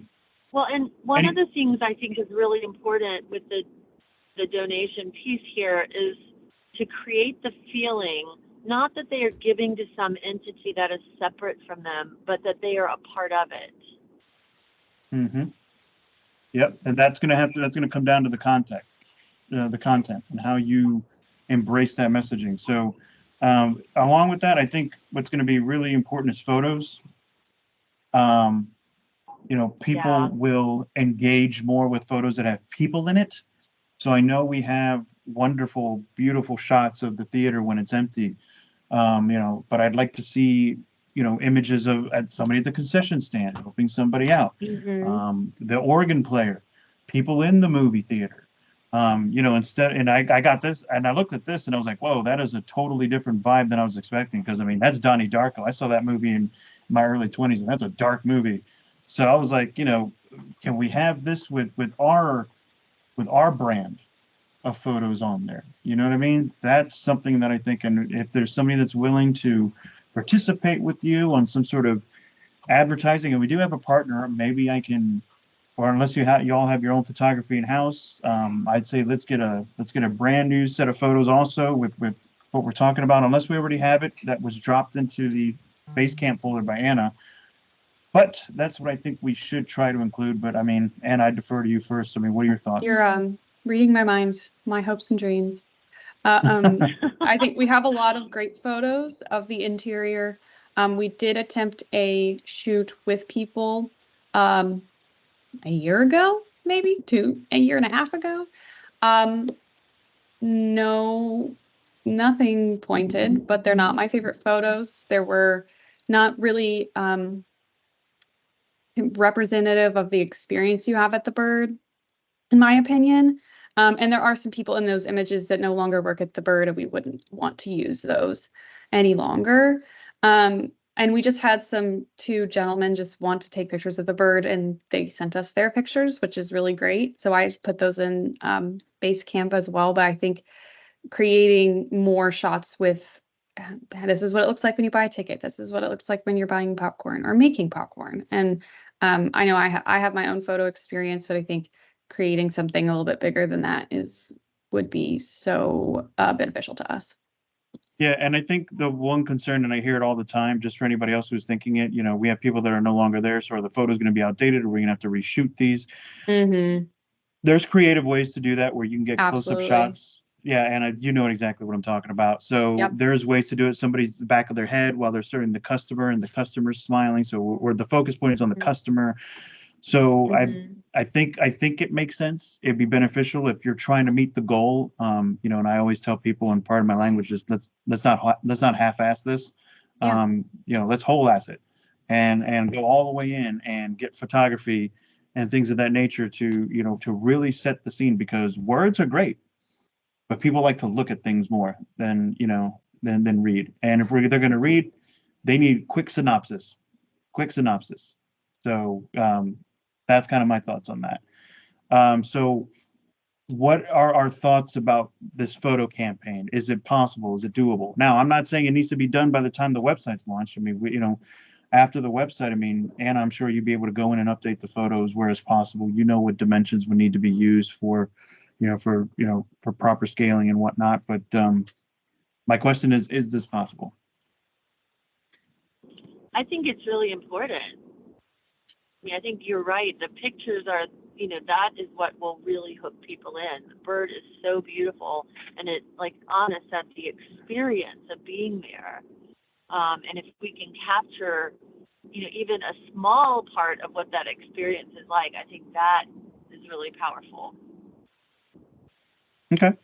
I would just defer to the whole team, maybe something to discuss internally, just, time. And I know last time we used a lot of the staff, and also even the front of house staff, and even had some guests come by, and we offered them free tickets. So maybe just a bigger thing to talk about. And there's definitely a way where we can do it and not, cut off an arm and leg just to afford that. Now, I can talk to a partner that we have in local photography. She used to work at NBC 12. So I can, if you'd like, maybe I could just ask her, hey, what are your thoughts about maybe some trade services? If you could bring your expertise into the picture, and, I could just say, hey, defer to Anna. Anna could give you creative direction. Would you like me to have that conversation to see if there's something there? Or do you have something internally we can use? I mean, I don't think it hurts. I'm happy to offer my skills as well. Okay. But I would leave that up to the team. Well, again, and Anna, I could tell you from experience before, I've volunteered, and then I made more work for myself. So I just want to make sure I want to make sure you have time for post-processing and creative direction, storyboarding, the whole nine on top of everything else you're doing. So what I will do is I'm just going to ask, but I'm going to pretend that you're going to take this over. And if you need help, let me know. Sounds great. Thank Is you. that fair? Absolutely. The only thought I have about the taking of the pictures, staff changes, especially front of Yep. house staff changes regularly, and, adding in and so forth. So I wonder if we should have generic people in the pictures Yeah, versus exactly. staff in the pictures. And that's what we were saying before with like we do close-ups of somebody handing somebody else a ticket. It's of the hands, not of the face. It's of the Right. body. You don't see that. The shots that we did before were very wide shots because I think they were trying to do the experience and the beauty of the theater. And, then it kind of gets into, well, how close can you crop it and all of this other stuff. So I think that there's ways to make sure that we don't have run into those issues. And I think even doing it with the patrons like we did last time was fun. And that I know that those two people who did it had a great time. They looked like they had a great time. So, and yeah. Okay. Yeah. So yeah, there's definitely different ways to dress that cat. So I will, like I said, I'll be around for any advice on that, but my focus will be on the design direction. But I think Anna has a good idea of what I think we should be doing on that, so she could definitely lead the charge. Okay, and then wanted to jump into patrons really quickly. So families, friends, renters, same thing. Okay, they're on the website. What questions, do they need answered? What is showing, what and when, and the price. Boom, fast. It's true. I mean, you look at what they said on the survey. What is showing, Yeah. how much, when, and how much. That's the most important thing to them. And right now, and I'll just ask, and we have to ask this question because if I don't ask it, I'm not doing my due diligence. Is the way we are answering that question a good experience right now? I mean, based on the feedback that we've gotten, I mean, is that working well enough? The problem is we're kind of stuck with what we have. I mean, there's no Right. Right. We don't really have any options for changing this. Right. And I get that. So I just we're going to try and find any other ways to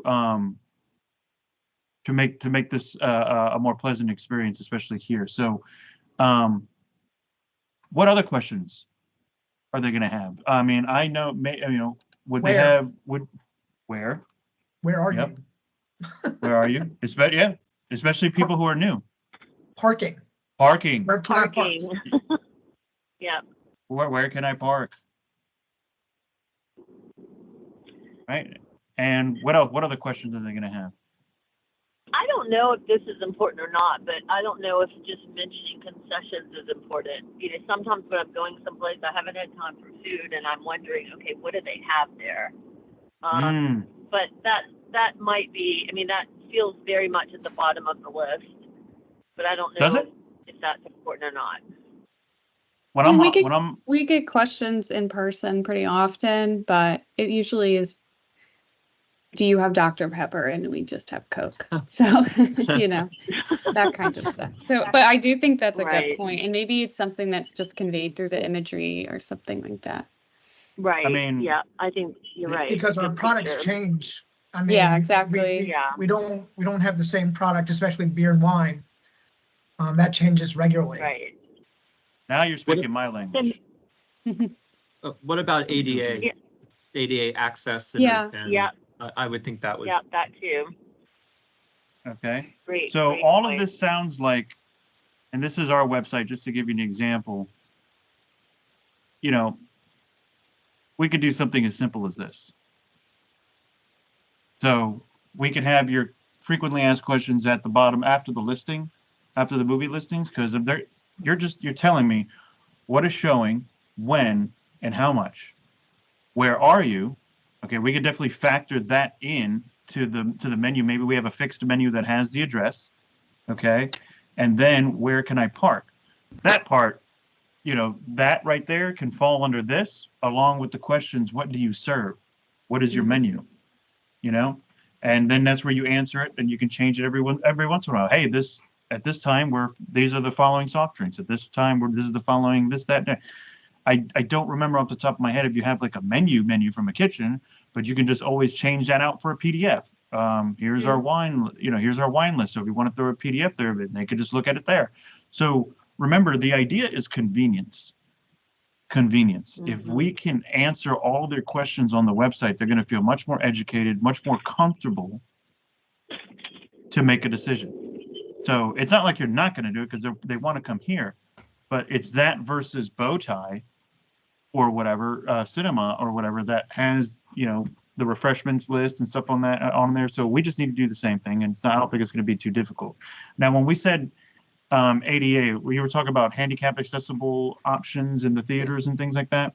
Okay. Yes. So, okay, what are your accessibility options? So I want you to think about that in terms of an FAQ that could go towards the bottom of the homepage, because that's what the homepage is for. The homepage is meant to answer any and all questions, and then we dive deeper into the things that we want from them, which is rentals and things like that later on. But we need to appeal to them first to make sure we've quelled all questions that can cause a concern.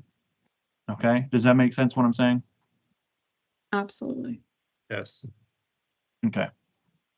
All right, so I have this questions here. So let me throw that actually here before I forget it. All right. So now let's jump to the renters, because this is a subset and I want to get to understand the renters a little bit. Same thing. What questions are they asking? How much does it cost? What's the How long? availability? How long is the rental? I know there's always questions around like, can I show any movie or what can I do with the rental? All right, hold on, y'all are No, you're killing me fine. here. I got you.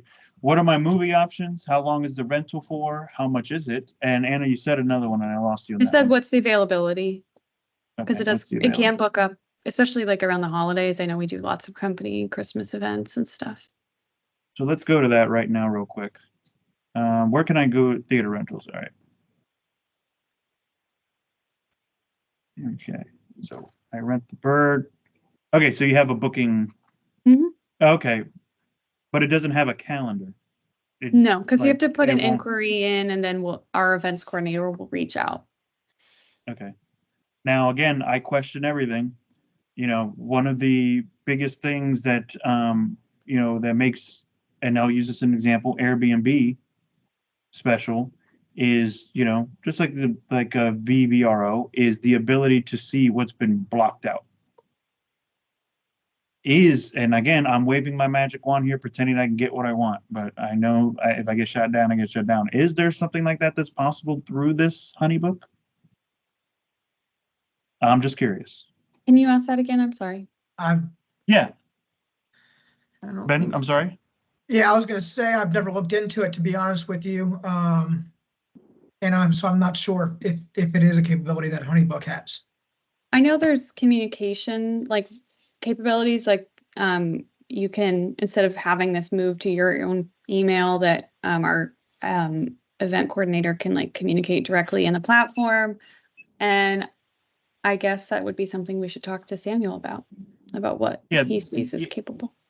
Yeah, and Anna, the question I was asking is just like Airbnb, when you're looking Yeah. for dates and stuff, like you see what's blocked out and what's available. Yeah. Just like when you go to a movie theater, you're looking for seats, what's available and what's blocked out. And I don't know how often we run into that issue either. I guess something again to ask our event coordinator. So I look at I'm, it from a user. I'm sorry, go ahead. I'm looking at the calendar in HoneyBook right now. So it's color coordinated the way it's set up. So if there's particular things or their projects, or if there are things that are pending or in discussion, but it appears, at least from what I'm looking at here, that this is just an internal document. There is a spot, and I'm not going to touch it, that says connect calendar. So I'm not sure if maybe there's something under That's that. connect your own calendar Okay. to it. Okay. So then that being the case, that appears it's the only. Yeah, the question I would ask is there a public facing calendar where people can view availability? Mhm. And maybe you haven't heard any inquiries about it, but again, the attention is in the details. So anything that improves the user experience, because I have learned from my sales experience that when a lead is hot, you don't want to let it go. You want to get to that lead as soon as possible. I can't tell you, for example, how many people are just even thankful that we gave them a call back. That's how bad it is out there. Yeah. And the amount of robots is driving me nuts. And then I got robots trying to tell me to prove that I'm not a robot. I'm like, what in the world is happening here? In any case, yeah, I'm getting on my soapbox. But in any case, Yeah, I mean, we have that experience with our social direct messaging too of, I never got my email for my ticket. What am I supposed to do? And you're like, it's okay, we have it. Just say your name. But I think maybe because they are separate from our website, the Honey Book, and we didn't look at Donor Perfect, but which I don't know if there are room for improvement on either of them, but just revisiting and looking at language and seeing if there's additional information that we should be adding to either of those.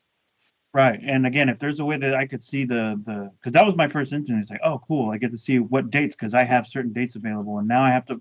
And again, I want look at this again. I would take a look at this form one more time and just say, does this feel like a doctor's office form? What do you really need and what don't you need? What can we do to simplify? Because again, I'm trying to find the biggest way to do convenience. And the reason why is because this is what can scare people, the address bar. Because I was just here and now this site looks completely different and you're asking me for information. I can tell you from experience that does raise security concerns for people, especially older people. It's like, why am I outside of the site all of a sudden? Consistency is important for sure. There you go. So, maybe we can have a dark color, but again, that's going to depend on how we do the theme of the website. But in any case, maybe just reviewing this and then just seeing, hey, can we add a calendar to it so people can see what's going on? This is a suggestion, for sure. Not in order. So yeah, how much is it? And that's where, what's the availability? So what other questions would a renter have? How This is many it. people? How much How many attendees?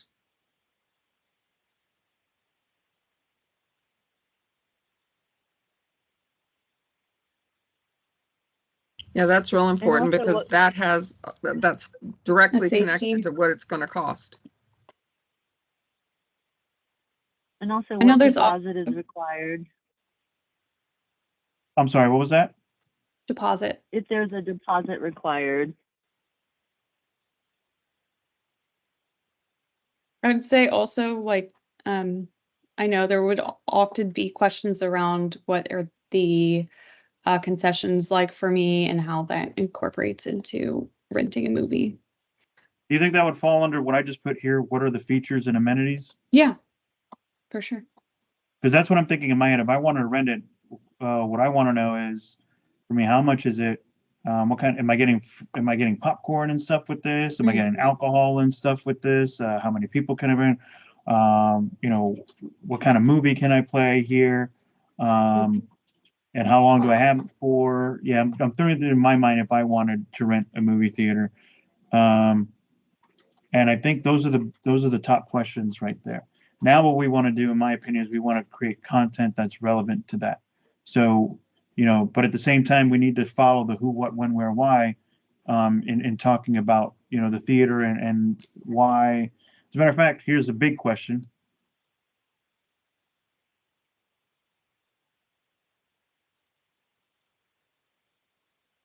That's a big one. So the things we definitely need to answer is, what is it exactly? How does this work? What's in it for me? Those are the ones we always want to think about. Those are like the standard, because people want to know what's in it for me. And why should I choose you for this? So that is what the main content should focus on. And then you have secondary content that should focus on this. And that could be in the form of an FAQ. So I have a feeling like FAQs might be a thing here. might be a theme just to get those general questions out the way, but we can always look at that in another way. And obviously, Ben, and I think as you explained earlier, we really can't put price on this, can we? Because there's too many things we No. need to know. So the Exactly. same theory applies. Okay, so we're going to have some universal language that talks about, the cost of XYZ depends on various factors, but just give us a call or fill out this quick form and we'll get in touch with you, something like that. But yeah, so, and I think, what can I rent this for? So that's where we can kind of talk about, hey, you can do this for XYZ, ABC, 1, 2, 3. Okay. Any questions on this? If No? you just make one small correction, where you have Sure. what's it's in for me. If Oh, you go up, yes, there you that's- go. Yeah, thanks. All right. In it for me, as you could tell, the day has been long for me. All right. So, if no questions, this is a great starting point, I think, for content strategy and page build layout. But honestly, the things that we're going to be building out are pretty much sections that every website should have. So you're going to have, your typical. And did I leave our own website? Yes, I did. Let me go back to our website. So, we're going to have typical sections that every website should have. But again, it's going to go through the Byrd's filter. So, maybe a text and toggle section, a full width toggle section, like this. I think it's going to be I would love to find a way to get your Google reviews on there. I think that is a huge trust factor because the #1 search engine in the world, you guessed it, is Google. Okay, so people definitely use Google as a trust factor. So what we're going to do is move along into kind of getting a little bit more meta, and we may not have to do this depending on this answer, and I can't remember it, so forgive me if I forgot, but I believe what we talked about in the initial consultation was, I believe there was a brand guideline of sorts. So maybe Anna, you can point me in the right direction, but I believe I what it will was send for. it to you. It is bare Is it- bones. And it is on my to-do list to make it more built out. But we do Now- have the core colors and core fonts. Okay, but when we're talking about, archetypes, Mhm. messaging pillars, core values, USPs, things of that nature, we don't really have much of that in there. User persona. No. And we don't went really need through that. a brand exercise 2 years ago, maybe 2.5. It Mhm. was not successful, but I do think there are pieces in there that are more of those, like rather than that outward branding, but are in, branding around language and things that could be something useful to revisit. Why didn't it work? If you don't mind my asking. I wasn't part of the process. I joined They- afterwards, but I believe So- that the results we weren't happy with the results. So they tried to change the logo completely. Oh, I remember this. And Yeah. and we just I was on the board at that time, and it just was not Wasn't what the we right fit. wanted. Right. So it was a little bit more pushing their narrative. Yeah. It Gotcha. was Okay. changing the appearance, the outward appearance so much that as we were going into some huge campaigning for raising funds, that people thought that the 90+ years that the Byrd everybody had known, they weren't going to recognize the Byrd anymore when they would see this logo and so forth, because it was very, very different. There was really nothing the same. Gotcha. Okay. Well, I'm glad you didn't go through with that. I can tell you that right now, because I think a lot of the branding stuff that's out there, this is a lot of it's BS. Because I used to, and this is coming from a brand strategist. That's all I did for 10 to 15 years, and I can tell you, it really comes down to customer experience. Because Mhm. branding really is, at the end of the day, the taste you leave in people's mouths. It is not your logo at all. So that is just a representation of what you want to be. So in essence, I'm glad you didn't do that. But this activity, I think, will help us a little bit. So I want to try and time box this. But basically, and this is part of a strategic effort that I've done for years to help people build logos and brands.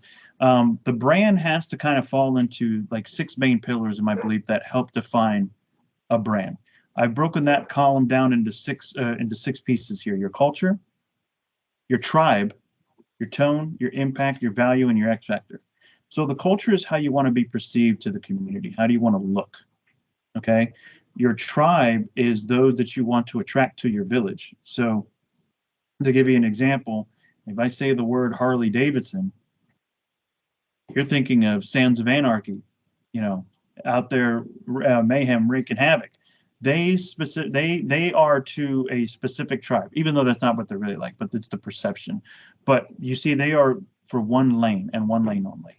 So we want to know, who is it that you're trying to attract to the Byrd? Your tone of voice. This is very important when it comes to messaging. Okay. How do we want to sound when we talk to people? Because that needs to echo all the way from the way somebody says hello in the theater, down to the website, down to social media. It can't be 3 different things from 3 different people. That's why if you have guidelines in a word pool, that can help out a lot better. Impact, how we want people to feel during the experience. Value, what are you giving them? And then the X factor, anything that makes you unique, which is not going to be too difficult. So how we do this is simple. And again, this is a free for all. So everybody can pitch in here, but we'll need a minimum of 10. I'm looking for 1-word adjectives to describe the culture. And Inclusive. And Ben's off to a rip-roaring start. Thank you. So let me throw that in there. So we want to look inclusive. All right, everybody else, fire away. How does the Byrd want to look to the community?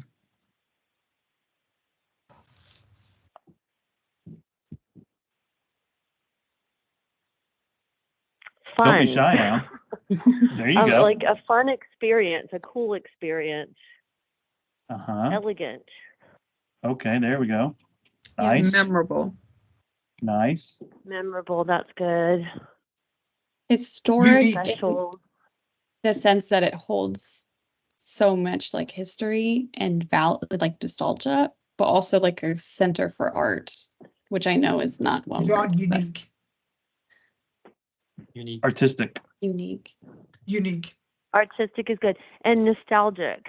I heard so many people this morning, so many people comment. In fact, it was the most common comment we got. Now, this is from a certain demographic of people, but just it brought back so many memories for them being in there.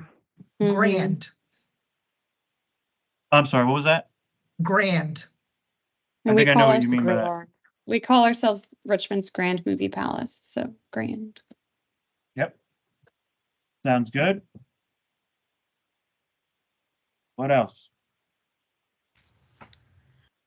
We are a landmark building, which means a national register and state register. So that ties into heritage and heritage tourism, potentially. Okay. I'm going to put that over here. That kind of falls into this one. All right. How do we not want to look? Cheap and Dollar dirty. movie Boring. house. 4. 4. Well, What's that's the kind word of the same thing. what's the word the board uses? Not all the board. Decrepit? Is that a word? We don't What is wanna that? What look. are they? Oh my God. I what do think they mean people when they are say that? concerned that we're falling apart. Right. And we're not. Okay. So this always helps me out when back in my copywriting days. I just don't remember how to spell it. Decrepit. All right, so We there it don't want is. to look like we're going out of business, because that's another thing I have people ask me, like, is the Byrd closing just because of, how certain things look? I feel like vigorous That's a good is word. a good word That's for what I was y'all. gonna That's a say. good word. Yeah. Yeah. And what was the other one, Healthy. Jan? I'm sorry. Oh, help. Yeah. Vital. Vital. Fresh. Vital. Relevant.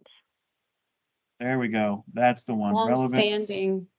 Cared for. Like it's old, Ooh, but that's it's a gonna good stay here one. forever. Right. Which one of these? Oh, I like this one. Beloved. Beloved or Beloved. beloved? Beloved. Loved, I Yeah. think it's good. But I want to go back to 10, relevant and modern. Do we want to look modern? We'll never look modern, but we Yeah. might look healthy. We might look maybe modernity in the sense of well cared for, freshly painted, freshly polished. There you go. Relevant, maintain. Let me. Yeah. We'll just put it that way. Maintain's a good word, I think. Yeah, I know where you were getting at. I got you. And we talk about stewardship, and so that's one of our kind of buzzwords. So that ties into that as well. The Mhm. stewardship piece, or stewarded, I guess would be the correct word. Okay. Perfect. So this is I great. like, I think what David said, like well cared for. I know that's a little longer, but I mean, I think that's it more than just maintained. Like it's well cared for. Wouldn't that mean beloved? Beloved, exactly. Yeah, So you beloved. could say beloved. Beloved by ourselves as well as by the community. Look at that. We're And- already writing copy. We haven't even designed Yeah. anything. Nicely done. And I'd written community down earlier because we do talk about, we were the anchor. We were built as the anchor for Carytown. We want to be that. We still are that, and we want to be that again.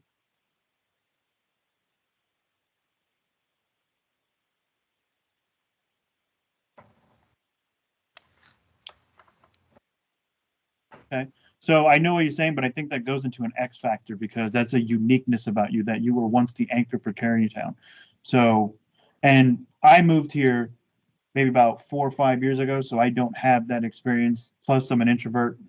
If you're not surprised, so I mean, after this, I take off my skin suit and I'm done.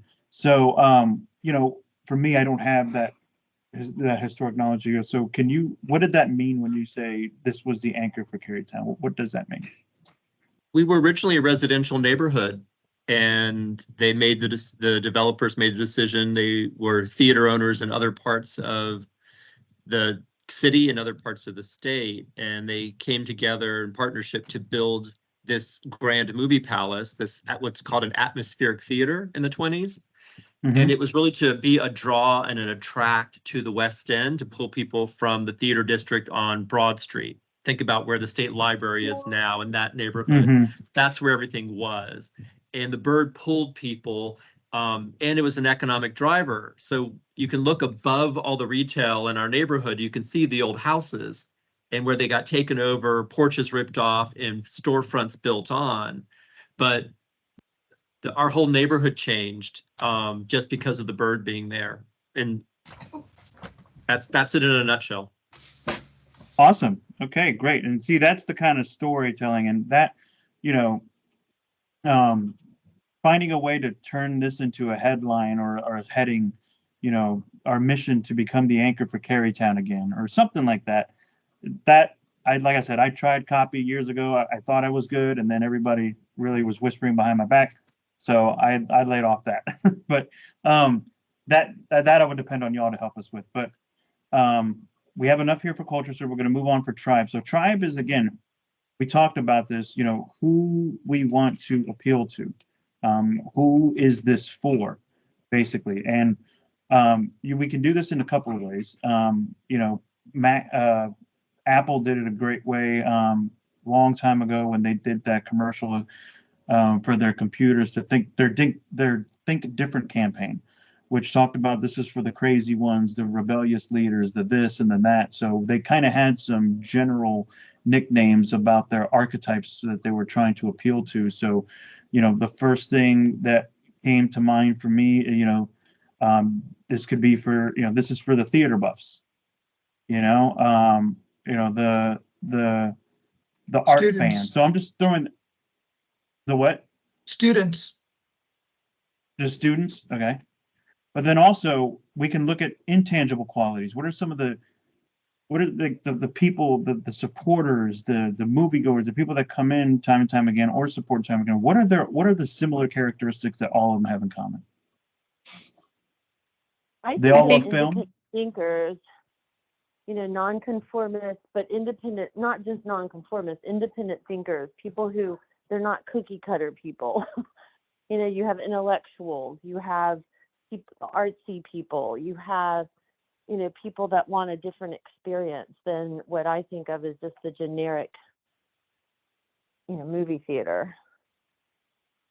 Yeah, I think it's interesting. Every movie brings in a different kind of person. And I think there is that artistic art, the artistic kind of group. I think of it as like the quintessential Richmond kid that's like 25 and loves movies, and will not stop talking about it. So it's kind of that like lover of film and art. And then there's the people who come every Sunday to our classics where we're playing films from basically before 2000, and like Lawrence of Arabia or Breakfast at Tiffany's, and sometimes they're of an older demographic and they come for the history and the nostalgia. And then there's like the families who come every Saturday morning, and it's $5 for a kids movie and their kids are going crazy. So like it brings like, I think when Ben said inclusive, it does mean everybody, but there are the consistent people are kind of those buffs, the thinkers, the artistics, and the classics, and the families. I think there's a point, but I think even for families, there has to be some sort of, I don't know if this is the right word, but I'm going to explain it. I want to Yes. explain that just for a second. The family, okay, that brings the kid in, the 25-year-old that you're talking about, Mhm. and I can envision, maybe Yeah. handlebar mustache. You see them at all the coffee shops and the breweries in town. all the coffee shops and the Yeah. breweries in town, exactly, talking about movies. So you got the movie buffs, the art fans, the independent thinkers. Then you have the people who are into arts. Mhm. Okay, a lot of that in VCU for sure. The classic goers, all of them have one thing in common, which is the tradition of film. Mhm. That's what it is. It doesn't matter where they're coming from, all walks of life. It's about theater and movies for them. So maybe even that family goer is used to tradition of taking, maybe they were taken to the movie theaters as a Yes, kid. exactly. I think that's very common of I'm taking my child for their first ever movie to the Byrd because it's where I had my first ever movie experience. So there is like that special family tradition there too. And I think with our sensory friendly movies, I see a lot of kids that are pretty young come in because it lights are up, sounds lower, so it's not as like concerning as going into a dark room at Movie Land or something. So there is some kind of tradition in the same sense and almost different sense that you're describing. So Yeah. Okay. Yeah, I think you and I are on the same are page. yeah, we're jiving on Yeah. that part. So okay. All right. If there's nothing else, is that a safe assumption of this is the people we want at the Byrd Theater? These are the people who we want supporting us? And will we also, I would add in lovers, if you will. We have a lot of people who have had their first dates at the Byrd. We've had a lot of people who had first dates and now are married for 60 some years. I see a connection there between that and storytelling Mm-hmm. in a way. I don't know the word for that because I'm not a great copywriter, but there's something there. So I'm going to put Romance.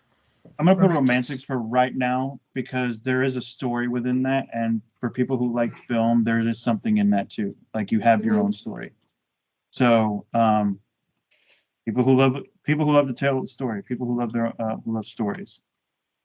and do we have people that come just for the organ, or really they sort of Wurlitzer lovers?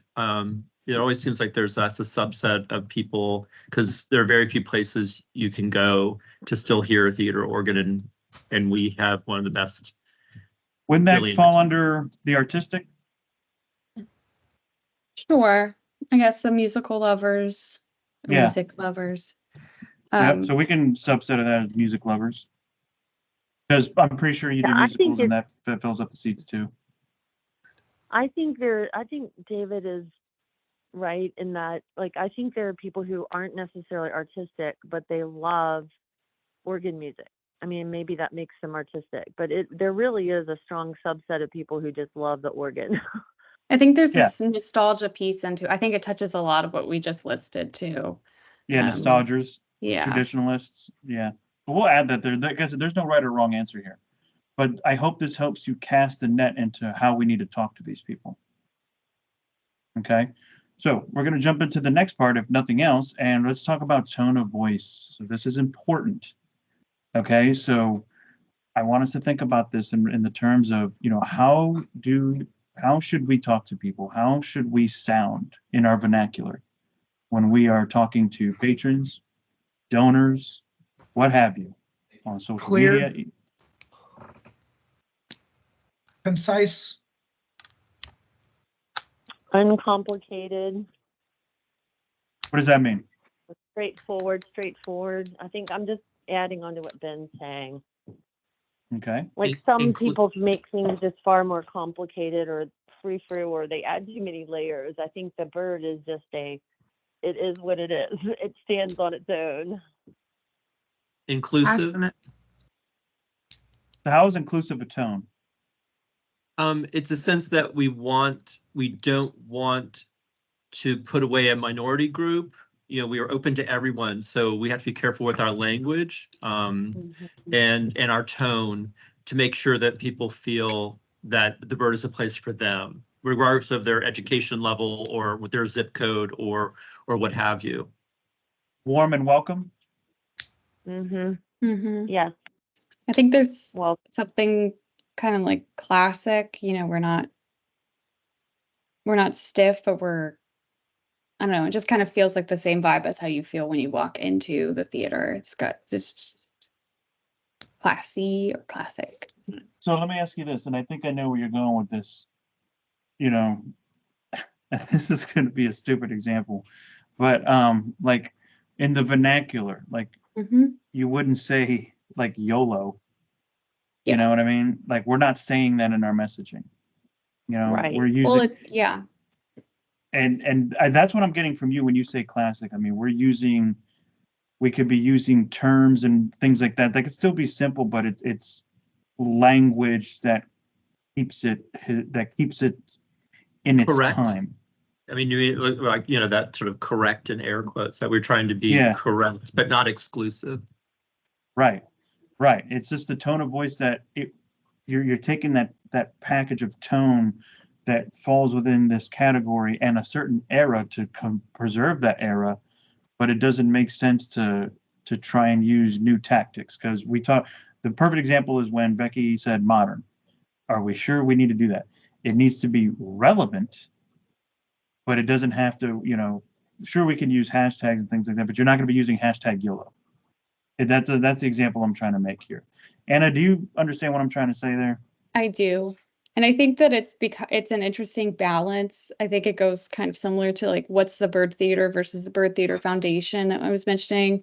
Because on social media, getting people's attention and getting people to come into the theater for a movie, you may need to be using different, more casual language than how I'm going to write an email to have people donate to us, But I think that overall, right, I'm not going to be vulgar and crazy all over social media just because I'm trying to get Gen Z to come to a movie, because they are sometimes. Well, the Gen Z you're looking for is not all Gen Z. The Gen Z you're looking for falls within here.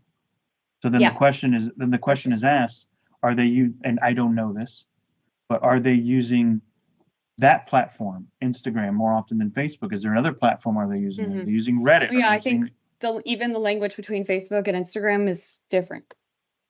Yeah, and Just and because as it should be, because the demographics are going to be different. I think you're going to have more of the classics and the nostalgias on Facebook than you would have the younger art buffs, and creative people on Instagram.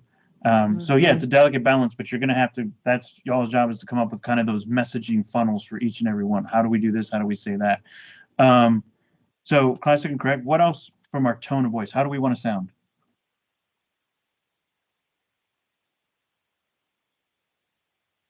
Would timeless be more Okay. kind of what we're going for? When we mean classic and correct, is just timeless. That whatever we is say in perfect. copy would last. Are we active or passive? Active. Active. Okay. I So think we're active language. active, casually active, because to me, I think of confidence, like quiet confidence. And as you should, I think as a long-standing historic feature, there should be a certain air of confidence, not arrogance, but confidence. And I think that confidence is going to help. Yeah, and I think that confidence is going to help reinforce the, hey, we're not going anywhere. Don't worry about us. We're good. Right. You know, for example, over several years, still standing strong. Something along those lines that doesn't err on the side of arrogance, if that makes any sense. Yeah, and I have a question, and maybe this is a really silly question, but I don't know the answer. So when we talk about tone, is it simply how we're trying to communicate via the website, or is it how we appear when someone or is it also how we appear when someone walks in the doors to the theater? I'd be more than happy to answer that for you. So culture is how you want to look. So that could be down to the appearance. Tone is how we talk to people. So culture is the message you're sending. The tone is how you're going to send it and how you're going to say it, if that makes any sense. So that's what culture is all about. So that way, we want to make sure everything looks vigorous and vital and fresh. The theater, that's what we want it to look like. That's the culture. That's the message that you're sending. Okay. And we're going and then when we're talking to people, we want to send that message that we're still standing strong, that we're beloved, but we want to do it in a simple, warm, timeless manner. We don't do it in a modern, crazy, aggressive manner, to get butts in the seats. That's not who we are. Okay. That could be other people. That could be Movie Land or Bowtie or anybody else, but that's not us. Does that help answer your question? A little bit. Okay. I And just that's gotta completely fine. work Yeah, I know with it's unique. It's unique. And again, this is break it down. This is going to be messaging that's going to help the content writers stay within a box, so it's consistent and it's not looking like three different people wrote it for somebody wrote it for Instagram, somebody wrote it for email marketing. Because if you confuse, you lose. So we want to make sure we understand what is our tone of voice. And since we're looking for one more, here is a question. I don't know if you'll be able to answer it, but if you could have any one person representing the Byrd Theater. It could be a political figure, it could be a cartoon character, it could be an actor, an actual movie character, living or dead, to represent as a brand ambassador for the Byrd Theater. Who would it be? Tom Hanks. Let's start that for a second. Why Tom Hanks? He's so approachable, but yet he's not silly. I think of him as quiet confidence, but he seems open. He's not arrogant. He's But I think there real. is still like a fun piece about him too, just like one of the movies he does. He can be like super serious, or he can be funny and emotional and also be like appropriate. Like he hasn't really been in any Right. scandals. Right. So He's real, Yeah. but he's not silly. Yeah. He never is like, he's never trying to, be the center of attention, but he's always engaging. okay. And is that what you feel the Byrd is like?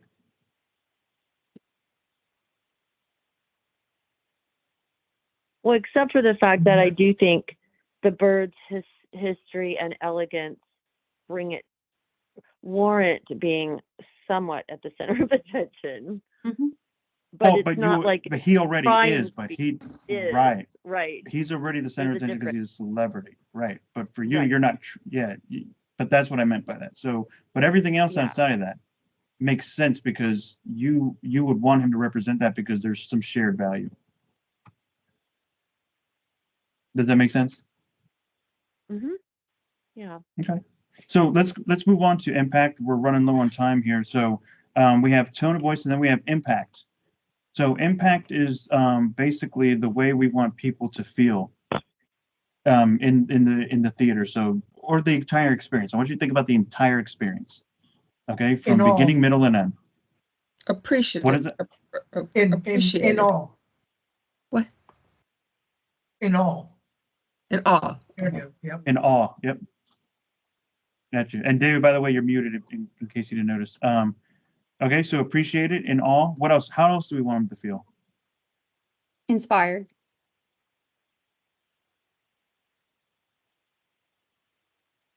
Comfortable. I would hope so. Good seats. Wanting to You know, return. I'm not sure what the word is, but in Confucianism, there's a saying like the arts ennoble the human spirit. So there's something about being in the bird that connects people with maybe a deeper part of themselves or a sense of elevation or something. It feels ennobling. Connected. It's touching something grander. Let's take a look and see if there's anything past that. We're looking for the $10 word for that.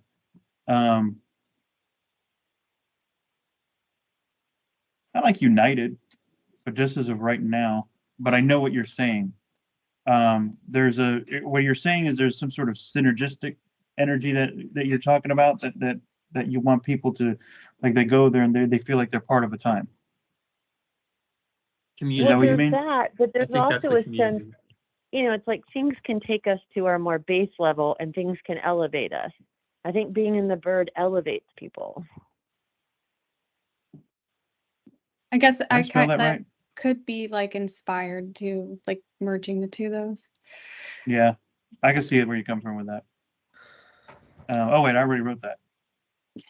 Okay, let me put that Maybe back the over word there. is ennobling, How do you spell you that? know, ENNOBLING, ennobling, I think I missed that. noble. Is anybody going to know what that is? Well, it's just Well, for I mean, us. This is this internal. is for us, right? This is No, I know. I just. So let's put this one is one that we can try and figure out more about. And like I said, I don't want to spend too much time on it. But how else do we want them to feel? We got comfortable, connected, inspired, and all appreciated. Entertained. Hey, that's the big one. That's the big one. As Russell Crowe said, "Are you not entertained?" Exactly. And We just played that a few weeks ago. we're trying to Great build a movie. community. You know, we need Mhm. that you're coming, that you're part of something, you're part of a family.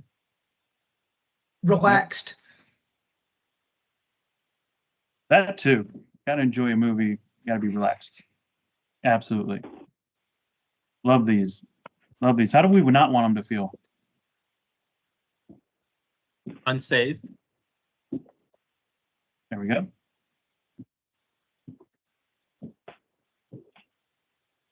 Unwelcome, dirty, Ooh.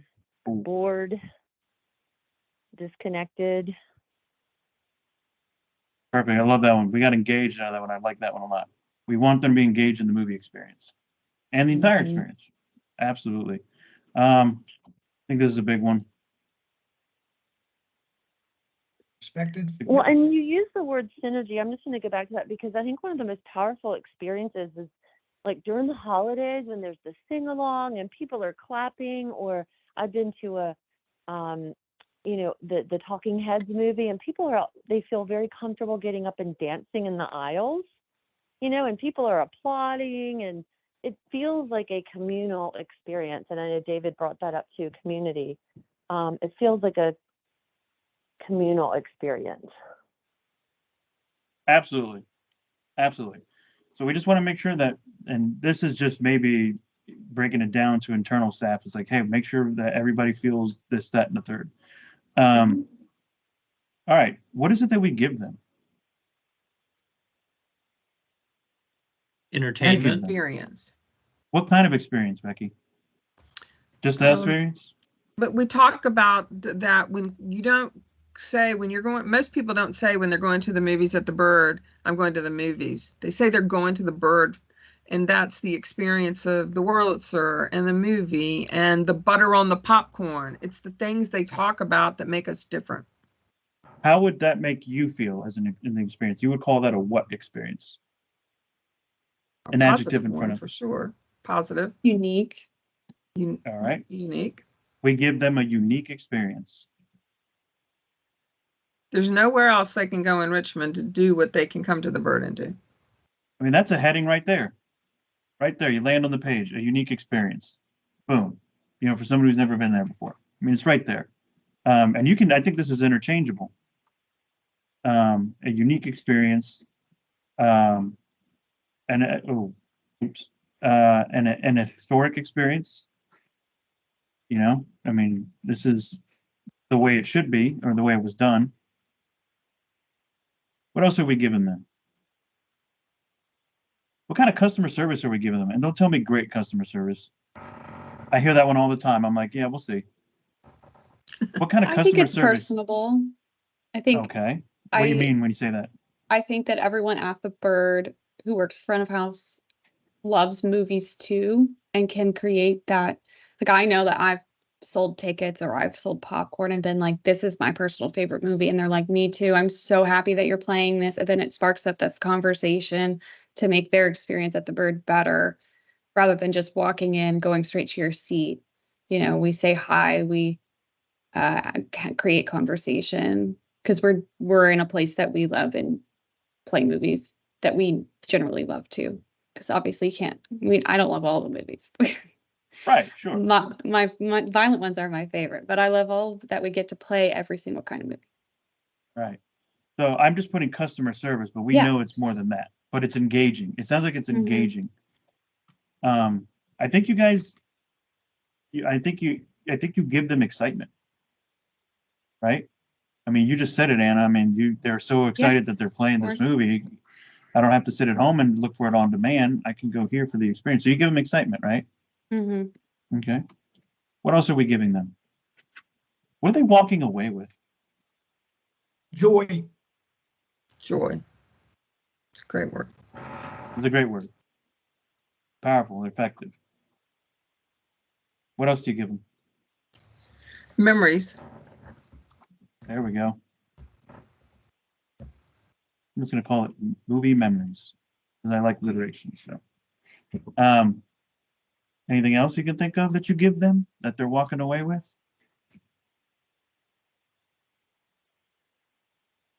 All right. So go ahead and move forward with this. Something to think about. I mean, some What of does our that mean? movies, some of our movies are thought provoking. I think And um, I think instead of like joy, it would be more just emotion and thought provoking.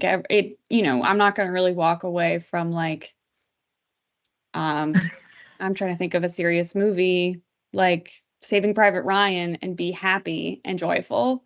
But I'm going to be thinking about things differently or feel it. I think it kind of connects to the inspired thing that we're talking about too. If that's what you were trying to say, Ben. yeah, Inspiration. Yeah, I mean, I think the biggest example of that is when everybody saw An Inconvenient Truth, Mm-hmm. and then everybody had a different mindset. So it's inspiring. Yeah. I think it falls into inspiration. Okay. So I do like that. We'll move over to X Factor. And when it comes to X Factor, what are the things that make the Byrd unique? And we already talked about it. And I'm probably going to butcher this, so forgive me. no, you got it right. Holy moly, guacamole! Today's my lucky day. When we talk about, and this is, I wanted to make sure I understood this. The way that the Byrd is decorated, is it in that era of Art Deco, or is it not? Because It is not Art Deco. It was Okay. built in the 20s, but it was built in the 20s. They had what we called romantic interior style, which is pulling from many different artistic traditions, which is why we have Renaissance, Very French, Italianate. isn't it? It's Georgian, actually, Georgian. not French, but it's English Georgian with the chandeliers and the wall sconces. The original carpet was a 18th century pattern. The silk on the walls is a Georgian silk design. So it's very eclectic. I don't like that word at all, but it is an atmospheric interior, and the original colored light systems was part of that. And it was a I think it's moment in very time. rich, It's not in lush. like a money way, but just like the gold being so prominent, it makes it feel so like luxurious. Is it lavish, or is it a Yeah. step down I mean, from that lavish? chandelier's pretty lavish. It's huge. I mean, Well, we have to remember, David, speak to this because you can speak better than anyone to this, that when the theater was built, it was made that the intent was that you got all gussied up. People came in hats and gloves and the very, very finest. I mean, Exactly. It was a huge outing. It was going to the theater versus going to see a movie. And the quote from the time period from Lowe's Theater is, we don't sell tickets to movies, we sell tickets to the theater. And that is pretty much sums up what the Byrd was in its first incarnation. And for the time period, it would have had a wow factor, but a lot of that would have been the technology, the atmospheric interior, the lights. They had a way to project on the dome, things that would have, again, created awe or gasp from people. And looking at, it's clean, it's electric, it's clean lighting, it's air conditioned, it's coal furnaces, it was climatized. So it really was a pleasant experience at the time. Like, I may be way off on this, but it was like Gatsby-ish. Yes, if you want to think 1928 with flapper style of, gowns and men in hats and collars, and I bring it down to lavish. I mean, so I would use the word lavish. more elegant. Maybe elegant or elegance is more appropriate. Lavish has almost a bad loud sense to it. Yeah. Yeah. The Byrd was a sense of, if you went out downtown Richmond and think of where we are in Carytown, you would look up and have seen the blade outside and people would say all is well because the Byrd's lit up. Right, David? Yeah. I think, and this is just an idea. I say that one more time. People would be downtown Richmond, think about the Capitol and that area. And we had a blade sign that went up the front above the marquee, and people would look for that blade being lit up, and they would know all was well in the city because the Byrd was lit. So those type of phrases, those type of sayings and quotes and things of that nature, we sell, I forgot what it is, we sell tickets to the theater, not movies. I came up with a quick quote there, memories, not movies, by combining it with the value that people get. This is some of the things I think we should start thinking about is, can we take some of those things from the past and put it into the copy to kind of give it some of that traditional feel, things that people may remember, and it could still be a part of the content. I love that. All is well with the Byrd, and how can we use that with maybe there's a picture of it lit up as a hero, his hero image, and then the title says all is well. I don't know what that means. I don't know where that goes, but the idea is using some of that to make sure it's on brand. So I'm just going to leave that to where we are with that. But the romantic interior stars, the Wurlitzer organ player being the anchor, and then how do we describe? And this is where I'll need your help. But the major X factor. The major X factor, what is it? And what is it about the Byrd that makes it unique from your bow tie cinema, your all this, without mentioning the Wurlitzer organ player, without mentioning the romantic interior styles? What else is it that makes it unique past everything else? John, I would say that we show movies for everyone. It is not just one demographic that we cater to. We are entertainment for everyone. All right, perfect. I think that's great. And that matches, and I can confirm that because entertainment for everyone with what David said earlier, which was, I think it was David or Ben, it might have been you, so I'm not trying to steal thunder here, but inclusive. So open and welcoming. So I think that makes perfect sense. So typically I would go through this and I would round down, basically, hey, we want to choose the top 3 and then the top 1 from each column. But I'm going to leave that to y'all because I'm going to send you a copy of this summarized. But I think you guys can do this yourself. And this is just a little quick, if y'all want to go through another branding session and get the whole 9, that's fine.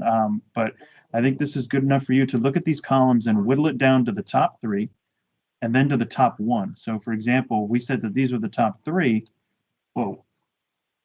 you know, that means that we have to look these three at all times. But the main focus is always going to be, you had to choose one, it's fun. We always want to look fun. So then you take that and you say, how do we do that? And that I leave to you. The same thing with tone of voice. We want to be clear, we want to be concise, and we want to be timeless. Okay.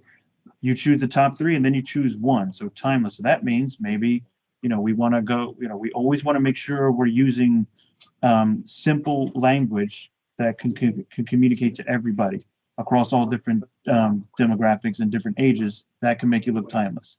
So that is another age, and bless you, Anna. So that is kind of how we can do that. And then putting together a messaging guide. My next advice would be putting together a word pool. What are words that you all feel is timeless, that is classic? These words, and you always have to use these words in writing content. So more than happy to give you more advice on that down the road, but that would be next steps. But I'll lay that out in Basecamp for you when I present the documents. So any questions on that before we move on? Nope. I only Okay. had one last overarching thing, and maybe it goes under yeah. X factors, is Sure. we are less expensive than going to a bow tie or a movie land. And I mean, we're not a dollar movie theater anymore, but boy, you sure get a lot of value for your Byrd dollar. And I think that is a message and a drum we can't bang enough in this, you know, community of people having lots of choices. Is, you know, where else can you go and get a 19-foot crystal chandelier, you know, for $8? That's true. And that's part of the original, that's part of the original attract of why they built the theater and why they put these, you know, this amazing interior in the first place. It was for that reason, you know, it was to draw people and to earn income. And that is, you know, we're still in the business of that. Thank you. Sorry. And I Love don't it. want to keep us here too long, but I also would add to that we play movies that aren't in theaters anymore, and I get a lot of comments and DMs of people being like, this is my favorite movie of all time, and I never thought I'd get to see it in a theater, and this means so much to me. And then I think another story I recently heard that I keep thinking about is that a man came in with his family after his mother passed, and he just said that it was her favorite place and he felt her spirit there. So I think that kind of ties into the nostalgic piece as well of like why it's not, I mean, Movie Land like used to be a train station or something at one point, but you're not going to get that at the Regal. You're not going to get that at Short Pump or whatever.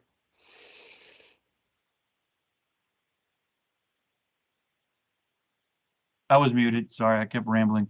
I was going to say, I love that, a chandelier experience for a few dollars more. You know, although my better half would spin it to say champagne taste on a beer budget. And I was like, okay, that's cool. But then a classical theater experience, I love that as well. So these have to be prompts for why us. They just have to be. So Jan, you're talking about telling your story. This is where you start with these individual pieces. And then break it down. Okay, really, only the last activity we have here at this point, and then I will no longer bore you or let you suffer through my activities, is just looking at maybe, and just if we don't have it, that's fine. We could look at the website again and critique it, but you know, for me, it's going to be a complete teardown anyways. I wanted to see if there are any other websites that are out there that we could look at that maybe we saw and say, hey, you know what?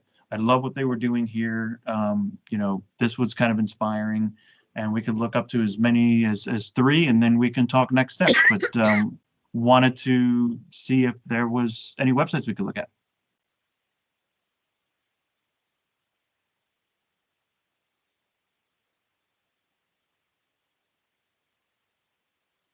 I don't have anything that comes to mind, but I'd love to take some time to look into that for sure, because I think that's a great point to start. Yes. Okay. Well, what we can do then is I can leave you with this template. And it's a very simple template. I call it the love-hate relationship. And what you're going to do is you're going to take a look at a few websites, and you'll see the plus sign here. and the minus sign. And all we're going to do is you're going to just take notes. You're going to look at one website here, and then another one here. I'd say up to 3. After that, you're going to run into the same stuff, to be honest with you. Hey, I would just, John, Yes, this is Jan. I thought we did this earlier. Am I well, this is, misremembering, no, this or is, this a different level of, this is other websites. okay, That besides you're- what yeah. we originally I looked think at? we did outline some, but if we want to look at one, I've got one I'd like us to look at. Okay, I don't remember seeing any data about that, but if I might have overlooked it, then I could take a look at that and plug it in. But Becky, if you have one we could look at, we could definitely do Well, that and then talk and next it's steps. another one in the state. I like the Grandin's website. And they're much like us in some ways, not all, but they really are much like us. What is it again? The Grandin, Grandin, Grandin. Grandin Theater. It's in Roanoke. Yes, it's in Roanoke.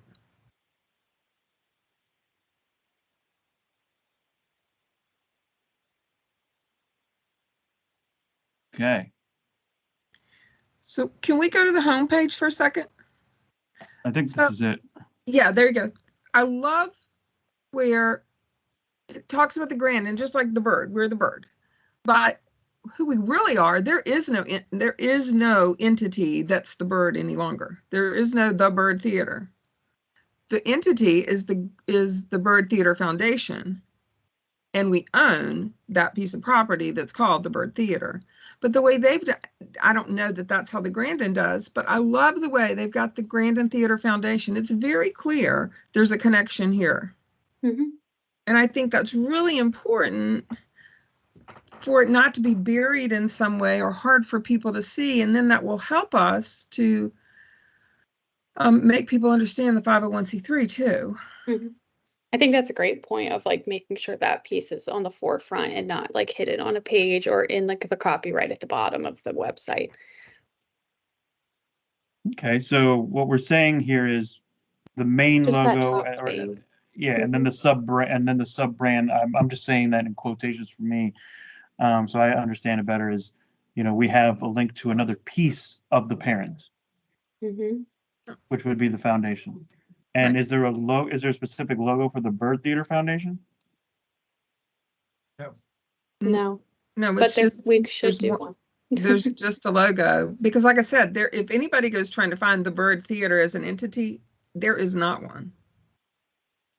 Okay, Yeah, I think that goes back to what I was saying is like the education of the public. They don't realize that.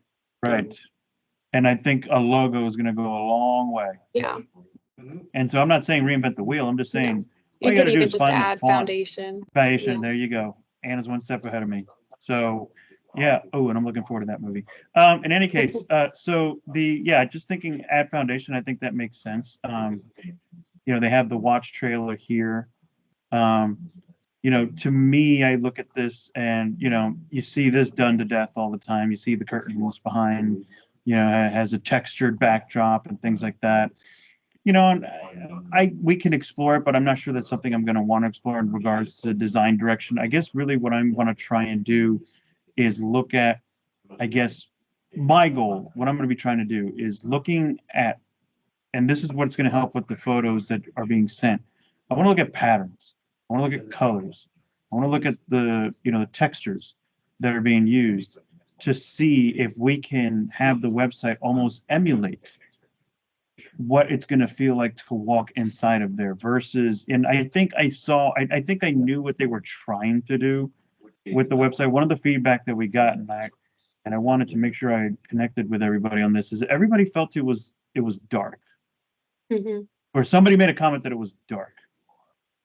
Is that the way everybody feels? I mean, you'll see that as an industry kind of standard, but we don't have to do it that way. We don't. It doesn't have to be all shades of black. It doesn't have to be. But the reason why they did it was black can represent premium or luxury. It could represent a sort of status. One of the, so, when you see sites like that are just in all black, it usually represents that.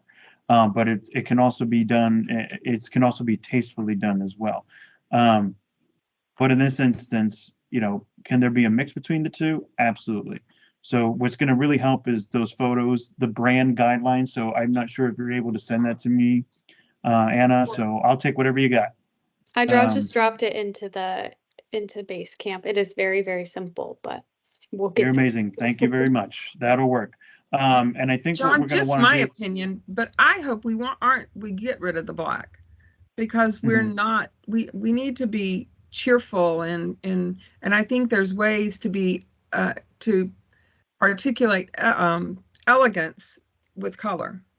Absolutely. Absolutely. It doesn't just have to use black. It's how it's done. And even for Yeah. example, I think the font, we could look at the font here and say, can I don't we, think if we're it's talking, consistent. I don't think it's accurate either. no, we talked about timeless. So something Mhm. tells me I'm going to have to find something traditional and timeless when it comes to a web font. So that just means going back to the greatest hits that have stood the test of time. So that is something that I'll be looking. And does it fit within the theater world? Mhm. That's going to be my responsibility. But having said that, I was searching the emails at the same time, and I do see we had some website feedback. So that's on me for missing that. Ben, my apologies. So I will take that data and I will input that. But before I do, wanted to make sure that we kind of took a look at this website, just kind of see how they're doing things. So you can see it lightens up, and they could see the shows. Oh, that's a good one. And let's see what happens when I click on buy now. Okay, so if I buy the tickets, okay. All right, so pretty standard experience there. See, they're using another type of third-party app. Let's see what happens with the gift cards. If I Oh, can I think find it's it. under box I office. think it was under box, yeah. Yeah. That first gift passes. Gift passes. Okay, Mhm. let's see how they do it. Okay. I think they use Agile, if I remember correctly, for their POS. Yep. Is that y'all use them before too? No, we have not. Oh, okay. Let's see what just happens here. 10 magic pins. Check. Okay. All right. So, yep, this looks like it's they're using online checkout system for them, which can make it an e-commerce site, which can make it very expensive. So, yeah, I don't think we would need to do that. But I just kind of want to see what the experience for them would be like. So, it looks like they have just a one movie showing here that they just want to feature, but not all of them. So I'm going to take a look at that and see how that looks. But I'm also going to take a look at the other websites that you guys looked at and your feedback, and kind of put that together and in my own filter, so I can come up with an idea here. So 2 websites I've seen so far have done this. They have this kind of logo quilt, as we like to call it, where it looks like it's companies or people that have donated or things of that nature. And I just want to double check and confirm and see if we have that for us too. Do y'all know if we have something like that? Do we We need don't. that? Or do we have that kind of partnership? I don't know. I'm asking that question because like I see, I'm asking. sponsorships. Here we go. But that's to sponsor Okay. events or things. Gotcha. That page probably needs to So, be updated too. right. So, why would they have this here? Would y'all happen to know? Well, I'm wondering if there's advertising money. You know, if they've sponsored some event for a price, and in exchange they get mentioned on the website. Okay. That would be I'm my just guess. curious. That would be exactly just my curious. guess. Okay. But So that's one of I the would say benefits that, of advertising. yeah, and that's what I would say I think might be a good idea, is maybe past sponsors and the logos, just like, hey, thanks for giving us a shout out. It's a little bit of free promotion. Is it going to break the bank and they're going to get leads? No. It's just it's just you showing the support for them showing the support. So I don't think it hurts. But I think it would help in showing who else, when we're talking about, who else has done this. People want to feel like they're not the only ones doing it, because if they were wrong, they didn't want to feel dumb or something like that. But if they've seen several other people do it, then they will do it. It's just basic psychology. Perfect example of this is when you see one car getting out, switching lanes, and then another car switching lanes, and then you're like, you know what, I feel like an idiot because I'm in this lane, so let me switch over to that lane. Then you end up in the same traffic jam anyways, but that's another story. But just an idea to think about. We're going to be able to build it in anyways, the ability to add logos into a quilt fashion, but it's up to you if you want to do that. So basically the next steps are going to be simple. I will take a look at the photos. I will take a look at the textures, the colors, the patterns. I'm going to research English Georgian, because what I want to do is I want to emulate what the experience is going to be. And that's going to have to come down to the fonts and all that stuff. Meanwhile, your homework assignment, and I hate to give you that, are going to be a couple of things. It's just going to be reviewing this sitemap so we know what posts and what pages need to come with us, and then just kind of finishing this up a little bit for me, and just reviewing this internally if you want to. You don't have to, but it's going to help me understand what kind of vibe you want to emulate. But I already have an idea of what it is. But I think this will help you all narrow down your messaging a little bit more. So feel free to use it, but these are going to be ideas that we're going to be looking at when our team looks at this from a content support standpoint. Okay, so having said that, are there any questions before we wrap up? Nope. All right. Awesome. So I want to thank everybody for their time this afternoon. I really appreciate it. I know you all are busy and you got stuff to do, so I'll let you go. And just look out for my message on Basecamp for next steps, okay? Thank you, John, so much. We really Thank appreciate it. you. Thank You're you. very John. welcome. My Thanks, pleasure. John. No problem at all. We'll talk soon. Y'all take care.